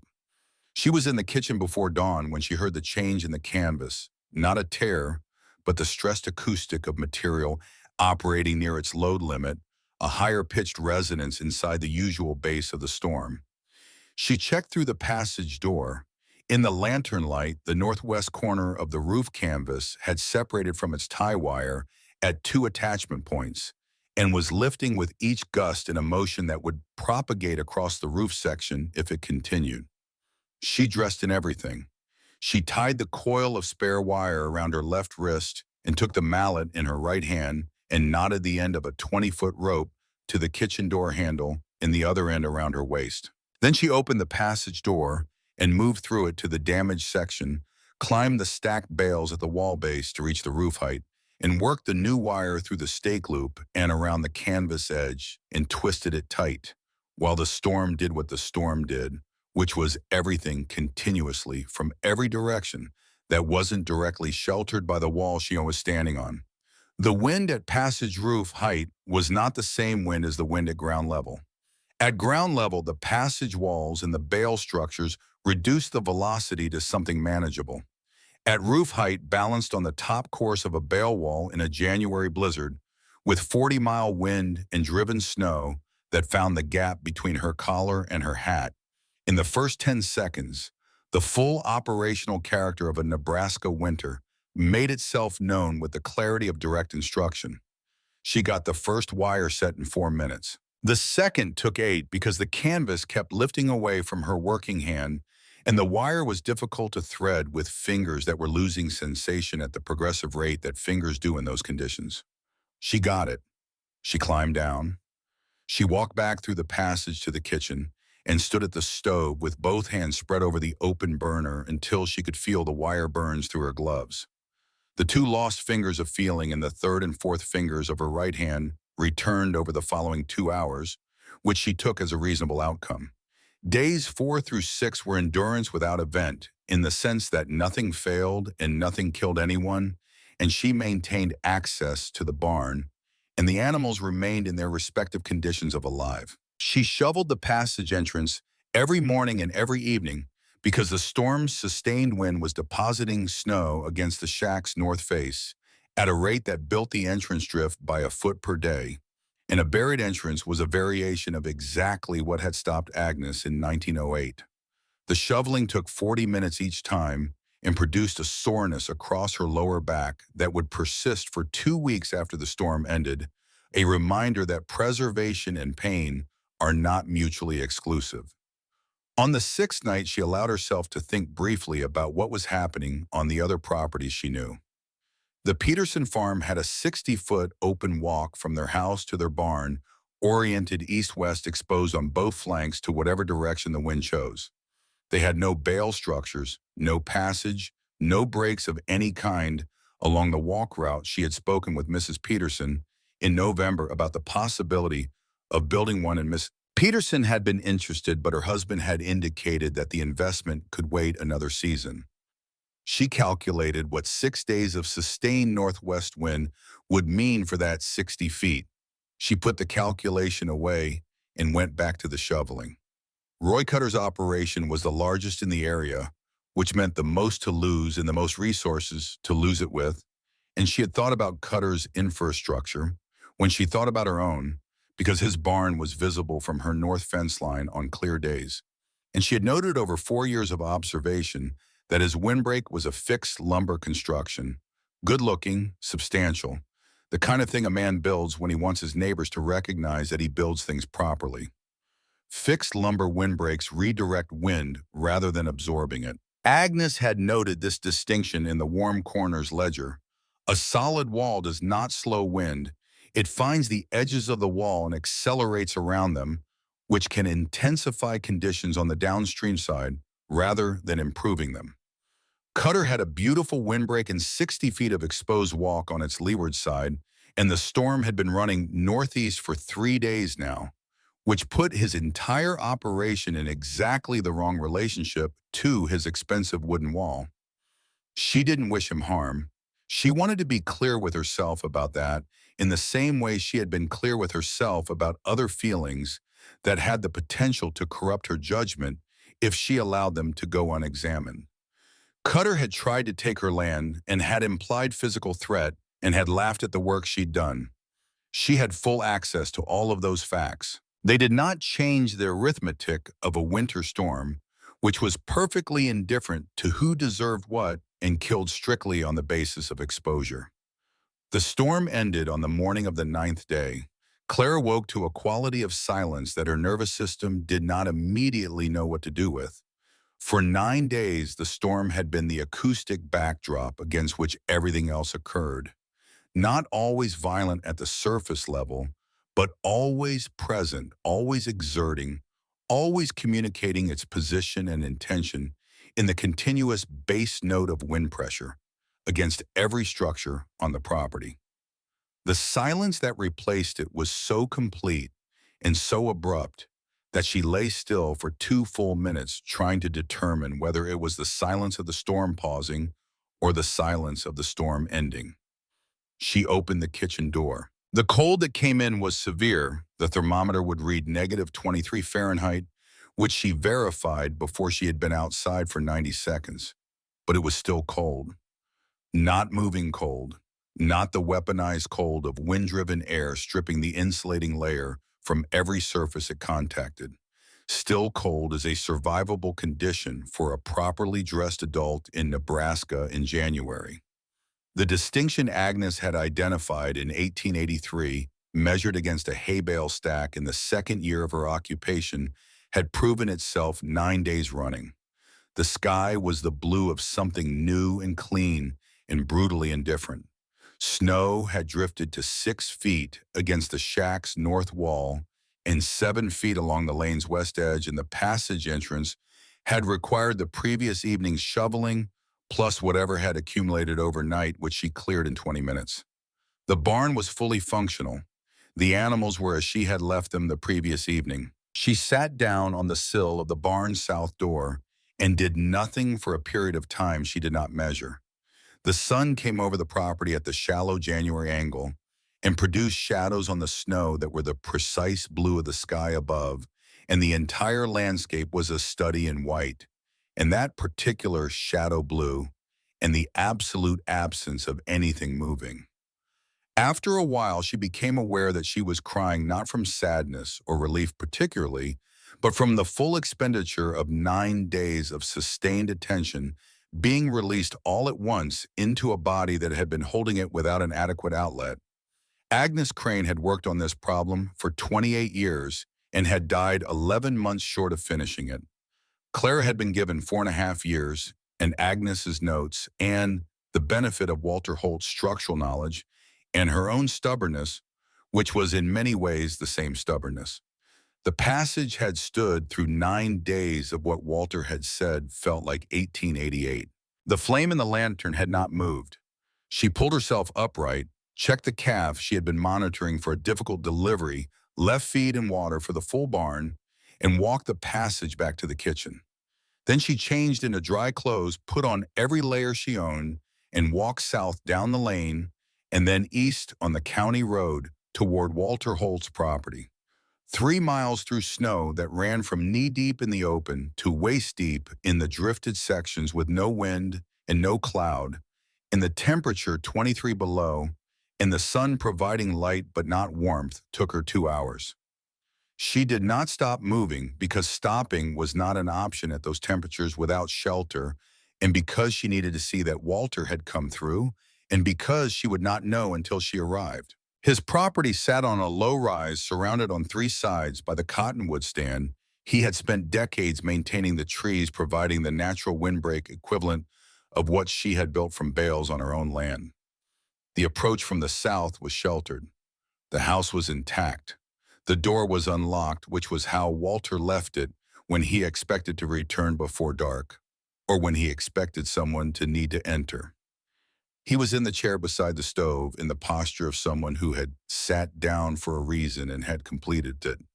Both boots stood beside the chair, placed with the aligned neatness of a person who takes care with small things. His reading glasses lay folded on the table to his left, beside a bowl of soup that had gone cold but had not frozen, which told her when he had stopped with a precision that was inadvertent and absolute. He looked entirely at rest. He looked like a man who had been thinking about something and had gone so deep into the thinking that he had simply not come back, which was in its way the most accurate description of what had happened that she was capable of producing. Clara sat in the opposite chair. The fire had burned down to coals that still provided marginal warmth in the immediate area of the stove, but had lost the argument with the temperature in the rest of the room. She did not rebuild it immediately. She sat in the slowly cooling room with the January light coming through the window at its shallow angle, and she stayed with Walter Holt for a period of time that was not adequate and could not have been made adequate by any extension. He had fixed Agnes Crane's ridgepole in 1896 and had played checkers in her kitchen and had listened to her talk about wind measurement when no one else in the county had found that listening worthwhile. He had watched a 16-year-old girl rebuild a fallen bale wall with mud on her knees and had gotten down from a horse with a back that cost him considerable effort, and had taught her what he knew about how things stand. He had lost a son 30 feet from a farmhouse wall and had spent the remaining 26 years of his life doing what he could with the knowledge that some distances are killers and that this particular fact is not inevitable. He had come every morning that his lungs permitted, and some mornings they did not permit, and he had come anyway. He had told Clara on a September afternoon that she had committed to exact and permanent memory that he could not give his boy that distance back, but maybe he could help someone else close the distance that this land used as his primary instrument of harm. He had been right about what the storm would be. He had not been wrong about a significant thing in the 4 years she had known him. She rebuilt the fire. She put the soup on to reheat. She sat with him through the remainder of the afternoon and into the early evening. Then she walked back to Half Sky Draw in the dark, with the temperature still at -20 and the stars overhead with the particular density they achieve when the air is so cold and clear that it stops filtering anything. The days that followed moved in a rhythm she had not anticipated. She had expected the period after the storm to involve recovery, her own, the properties, the animals. It did involve those things. It also involved a continuous arrival of people at Half Sky Draw that she was not prepared for in any practical sense, and that she found once she had organized herself around it to be among the more clarifying experiences of her life. The Petersons came first on the 11th day that morning. They had lost 3 calves in the storm, 2 to cold in the barn, 1 to a difficult birth that couldn't be managed safely given the conditions of their unprotected walk. Mrs. Peterson came into the kitchen with the composed face of a woman who has been crying adequately and has finished for the moment. She brought a crock of preserved peaches and left it on the table without explanation, the way rural people exchange things when direct acknowledgement of need or assistance would cost more than either party has available. She wanted milk. She also, it became apparent over the course of the conversation, wanted to understand the passage system well enough to build one before the following October. Clara told her everything she knew precisely with dimensions and materials, and the specific errors she had made, and what those errors had cost, and how she had corrected them. Mrs. Peterson wrote things down in the back of a household accounts book she had brought for the purpose, and asked good questions, and was gone by midday. That same afternoon later, Clara looked out the kitchen window and saw a rented wagon pulling up the lane. The figure climbing down from it moved with the stiffness of a long, cold ride and carried herself with a particular quality of diminishment, not physical diminishment, but the unmistakable bearing of a person who has arrived somewhere they did not expect to need to come and is not entirely certain they will be received. Mrs. Dorothy Fenwick had not changed in the years since she had folded a lawyer's letter and delivered a punchline. She had aged, which was different from changing. The steel gray precision of her was still there, but worn at the edges the way certainty wears when events have been unkind to it. Clara opened the door before she knocked. Marsh. The voice was smaller than its former self, stripped of the administrative authority that had once been its primary characteristic. The Holmes cow has gone dry. 23 girls have had no fresh milk in 11 days. I was told I heard that you... She could not finish the sentence. The asking was the thing she could not manage. Clara stepped back from the door. Come in. I'll make coffee. Mrs. Fenwick sat at the kitchen table, the same table where Agnes Crane had eaten her meals for 30 years, in the same kitchen where Agnes had sat with a barometer and a failing body in an unfinished east wall, and she held a tin cup of coffee in both hands, the way a person holds something warm, when the warmth is the actual thing they need. What she said next landed the way certain things land, not like a blow which produces an immediate recoil, but like a stone dropped into still water, the rings traveling outward long after the initial impact has settled. Agnes Crane had written to the Platte River Girls' Home. Years before Clara had arrived there, a traveling minister named Cook had carried the letter from Cherry County. Agnes had heard about a girl who took technical books from discard piles and asked questions that went unanswered, and she had written to ask whether that girl might want to come west and learn about wind. Mrs. Fenwick had received the letter and read it and determined that Agnes Crane was a woman living alone on bad land, conducting eccentric experiments with livestock feed, and she had burned the letter and told no one, and had gone on with the reasonable administration of the home without reconsidering the decision once. Clara sat with that information while the kitchen stayed quiet and the January light came horizontal and white across the snow outside the window. She sat with what those years would have been not the cold and the hunger and the first winter's slow erosion of everything she had come with, but the simpler and more irreducible fact of Agnes Crane alive, teaching all 30 years of her practical knowledge, available directly rather than through 11 composition books in a dead woman's unfinished wall. She sat with all of it and let herself understand what she had not had completely without looking away from any of it, and then she put it down. Not because Mrs. Fenwick deserved to have it put down. That was not the calculation. The calculation was that Agnes Crane had spent 28 years building something that would save lives, and she had died before anyone of consequence had listened to her.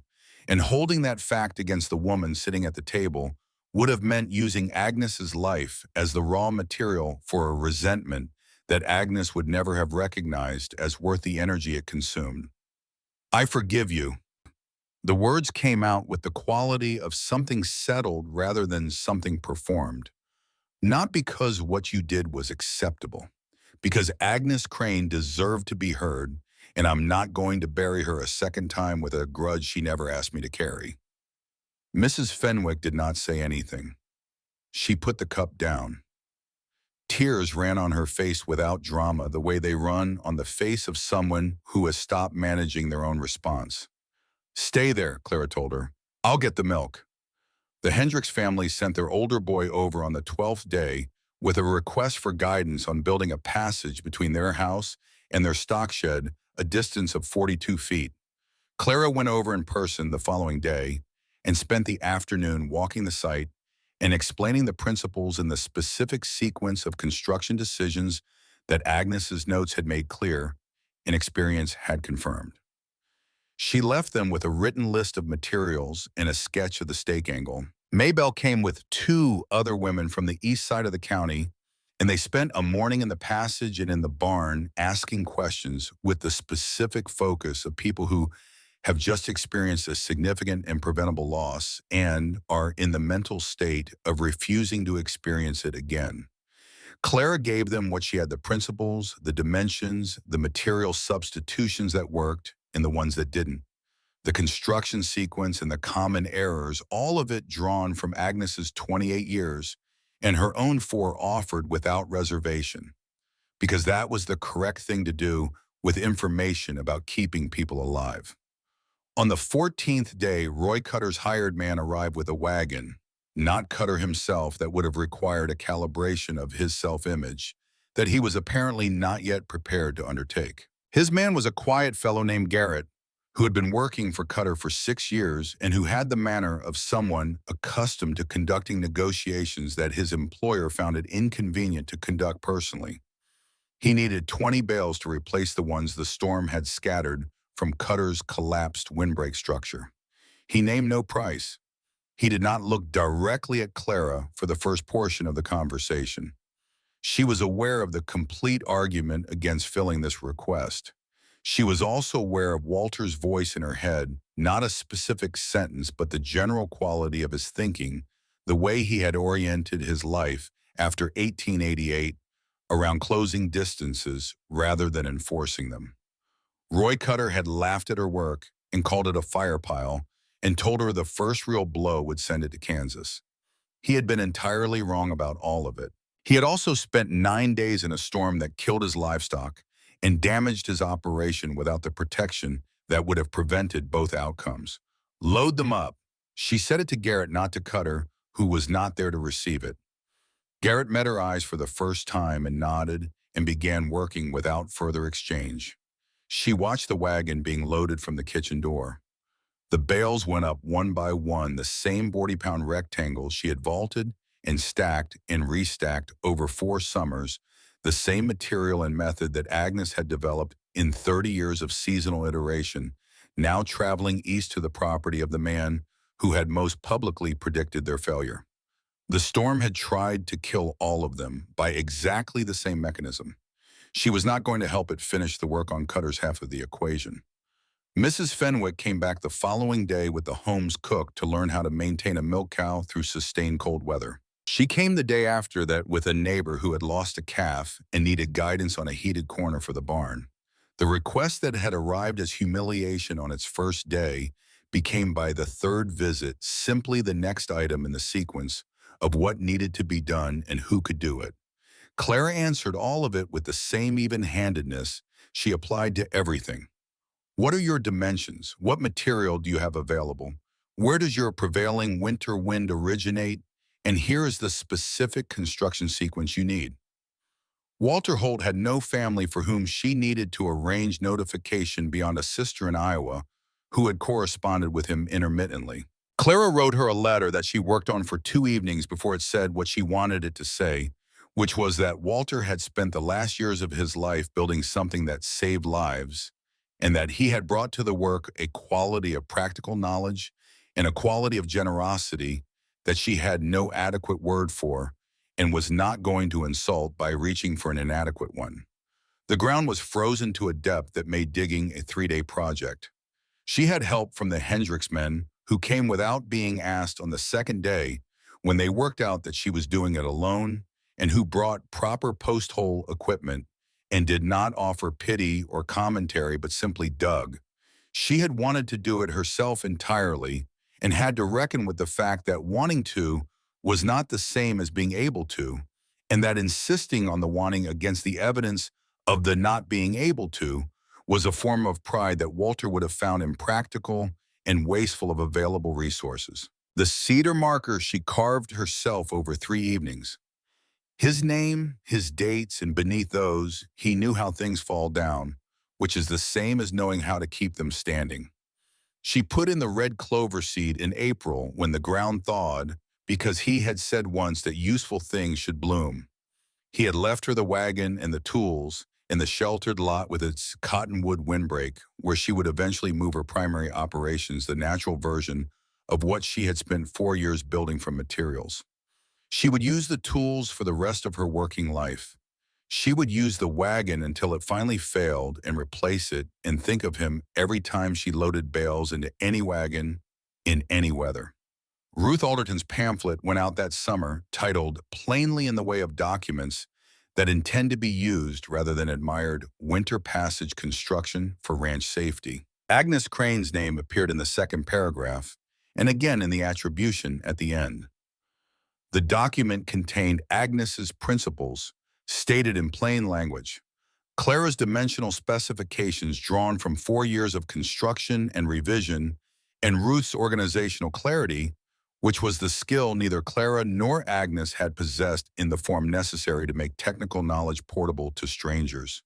The county extension office in Lincoln had printed 300 copies. Ruth sent additional copies to every ranch wife she knew, and some she had only heard of. Clara received over the following 2 years 11 letters from women she had never met, in counties she had never visited, describing passages they had built and what the passages had allowed them to do and not lose. She built passages for the next 6 years before the scale of demand exceeded what one person could supply, and the knowledge began to travel on its own from the women who had built them to the women who hadn't yet, the same way it had traveled from Agnes's notes to Clara's hands. She taught on-site when she could, walking the distance, with whoever was planning to build it, reading the ground and the wind exposure, the way Agnes had taught her to read it through the ledgers, pointing out the specific site conditions that would determine whether the basic design needed modification. She had been wrong about material substitutions twice and had corrected the record on both occasions in writing sent to everyone she knew had used the substitution. Thomas Farrow came into her life the way that the genuinely important things came into her life, not through any dramatic mechanism, but through the patient accumulation of ordinary occasions. He was Maybelle's brother-in-law, a widower who had lost his first wife in childbirth 3 years before, and he appeared initially at Half Sky Draw on a Tuesday in August of 1912, With a request to buy a coil of baling wire and a fence plier he had misplaced during spring work. He was a methodical, quiet person, not silent in the way of someone who has nothing to say, but economical in the way of someone who has learned the difference between what improves a situation by being said and what merely fills the available air. He returned the fence plier in September with a jar of his mother's preserves and an observation that the east corner of her barn foundation had heaved over the summer in a way that would cause problems if left unaddressed. He spent an afternoon pointing at the problem and explaining its mechanism. He did not fix it without being asked and did not wait to be asked very long. Over the following 2 years, he appeared with the irregular regularity of someone who has located a direction and is continuing in it without making formal declarations about the direction. He helped stack bales in the summer of 1913 and spent an entire October Saturday replacing the warped planks in the passage roof without being invited to do so and without appearing to consider the distinction between invited and necessary. He asked intelligent questions about the construction principles and never offered the opinion that the answers were anything other than exactly what they were. When she measured something barometric, pressure, bale density, temperature, differential between a sheltered corner and an open one, he waited for the result with the specific patience of someone who understands that the result matters. She had been told by women who meant it as advice that you recognize love by what it felt like to look at someone. She recognized something different. You recognized the right person by how they responded when you were doing the thing that most accurately expressed who you were. Thomas Farrow did not once, across 3 years of repeated contact, make her feel that the measuring was strange. They married in October of 1917, on a morning when the sky was the particular cobalt of a clear plains autumn, and the cottonwoods had gone entirely gold. Ruth Alderton and Maybelle witnessed it. It was a small ceremony in the sense that the guest count was limited and a large one in the sense that it contained everything that mattered. Thomas never asked her to stop building passages or stop teaching or reorganize the priorities that had ordered her life since she was 16. He would have understood the request was impossible and that making it would have changed the fundamental nature of what he had married, which was not something he wanted to change. They had 3 children, all of whom grew up knowing how to stack a bale correctly and why the angle of a stake mattered and what the barometer meant when it moved in a specific direction overnight. She did not tell them these things as lessons. They learned them the way children learn the things that are simply part of how their household operates, through repetition and observation, and the occasional question answered with more technical precision than a child might have expected.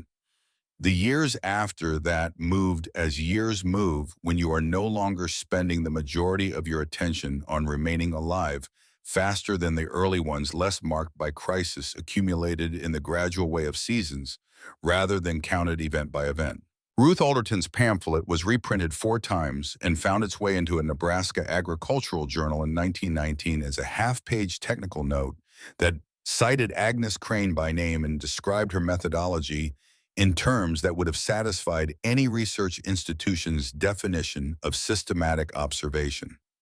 A man from the University of Nebraska's Agricultural Extension Program came to Half Sky Draw in 1922 and spent 3 days walking the system and taking notes and asking questions that were good questions. And he left with more to write than he had arrived expecting, in a clear understanding that the primary intellectual contribution to everything he had observed belonged to a woman who had been dead for 14 years. Thomas Farrow died on a Tuesday in October 38 years after the wedding, in the same season they had married the leaves at the same gold stage on the same cottonwoods. He went quietly, which was consistent with how he had done everything. The loss was large and absolute, and she did not attempt to find the bright aspect of it because she was 62 years old and had learned by then that some losses do not have a bright aspect, and that accepting this is not weakness, but accuracy. She kept building. Not at the pace of the early years, her back had its opinion about sustained bale work, and she listened to it with the respect due a long-standing collaborator but consistently, and she kept teaching, which became the primary form of the work as she aged. Young women came to Half Sky Draw the way Ruth Alderton had come in 1912 with notebooks and questions and a specific and practical need to understand how to make a dangerous distance safe. She gave them what Agnes had given her, not just the dimensions and the materials and the stake angles, but the underlying principle, the thing Agnes had written near the back of the Warm Corners ledger, in the handwriting of someone who has arrived at a full understanding from every available direction. She told them the principle the same way she told them everything else directly without ornament in the terms of the problem itself. On these plains, warmth is not made first by fire. It is made by stopping the wind. She had read that sentence first on the floor of a coal shack. When she was 16 years old, reading by lamplight, she was rationing in the first winter that was trying to kill her. It had not stopped being true in the years since. It had only acquired more evidence. She died on a Tuesday morning and in March in the original passage at Half Sky Draw, which she had come to check because her grandson was 12 years old and interested in how things were built, and she wanted to show him how the canvas was properly tied at the northeast corners, which was the corner that experienced the highest load in the storms that arrived from that direction, and which consequently required an additional wire tie that the other corners did not. She sat down on a bale partway through the demonstration. Her grandson said later that she had the look of someone who had just thought of something she needed to work out and had gone entirely into the working out of it and had not come back. The passage was rebuilt after that, as it had been rebuilt twice before using the same design and the same specifications and the same stake angles. Agnes Crane had drawn the original plan on brown paper, and Clara had built what Agnes drew, and Walter had taught her to anchor it so it would not fall.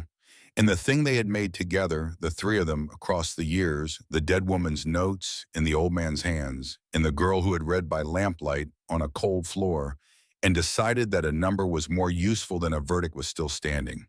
In the county museum, there is a glass case that contains one of Agnes Crane's composition books open to the page with the sentence about wind and warmth.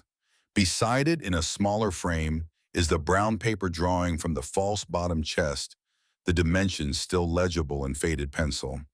On the wall behind the case, a photograph taken in the early 1930s shows a woman in her late 40s standing in front of a bale-walled structure with a lantern in her hand. The flame in the lantern is perfectly vertical. Mrs. Fenwick had laughed at her in a room full of people when a lawyer read out that she had inherited a windbreak without the break. She had called it a joke the dead had managed to play. The men of Forked Wells had had their own name for the 50-foot walk and their own settled certainty about its nature and its outcome for anyone foolish enough to stay on the land beside it. Agnes Crane had not been joking, she had been measuring. And the distance between a joke and a measurement is the distance between what people dismiss and what actually endures, which is, it turns out, exactly 50 feet and entirely crossable if you build the right walls and keep the wind from finding you in the middle. What are your 50 feet? Not as metaphor, not as rhetoric, but as the specific and practical question it has always been. What is the distance in your life that everyone has decided is too short to be dangerous and too obvious to require solution? What is the ground between where you are standing and where you need to be that you have been crossing unprotected because everyone told you the crossing was simple and you believed them until you couldn't anymore? The cold doesn't wait for you to stop believing it. The wind doesn't require your acknowledgement. You start with what you have. You read what was written by the people who came before you and took the trouble to measure. You build one wall, and then the second wall, and then the roof, and when the roof blows loose in a January blizzard at 3 in the morning, you put on all your clothing and you go back out and tie it down. You do not wait for the right conditions. The right conditions are the ones you walk out into. The 50 feet are waiting. Start stacking.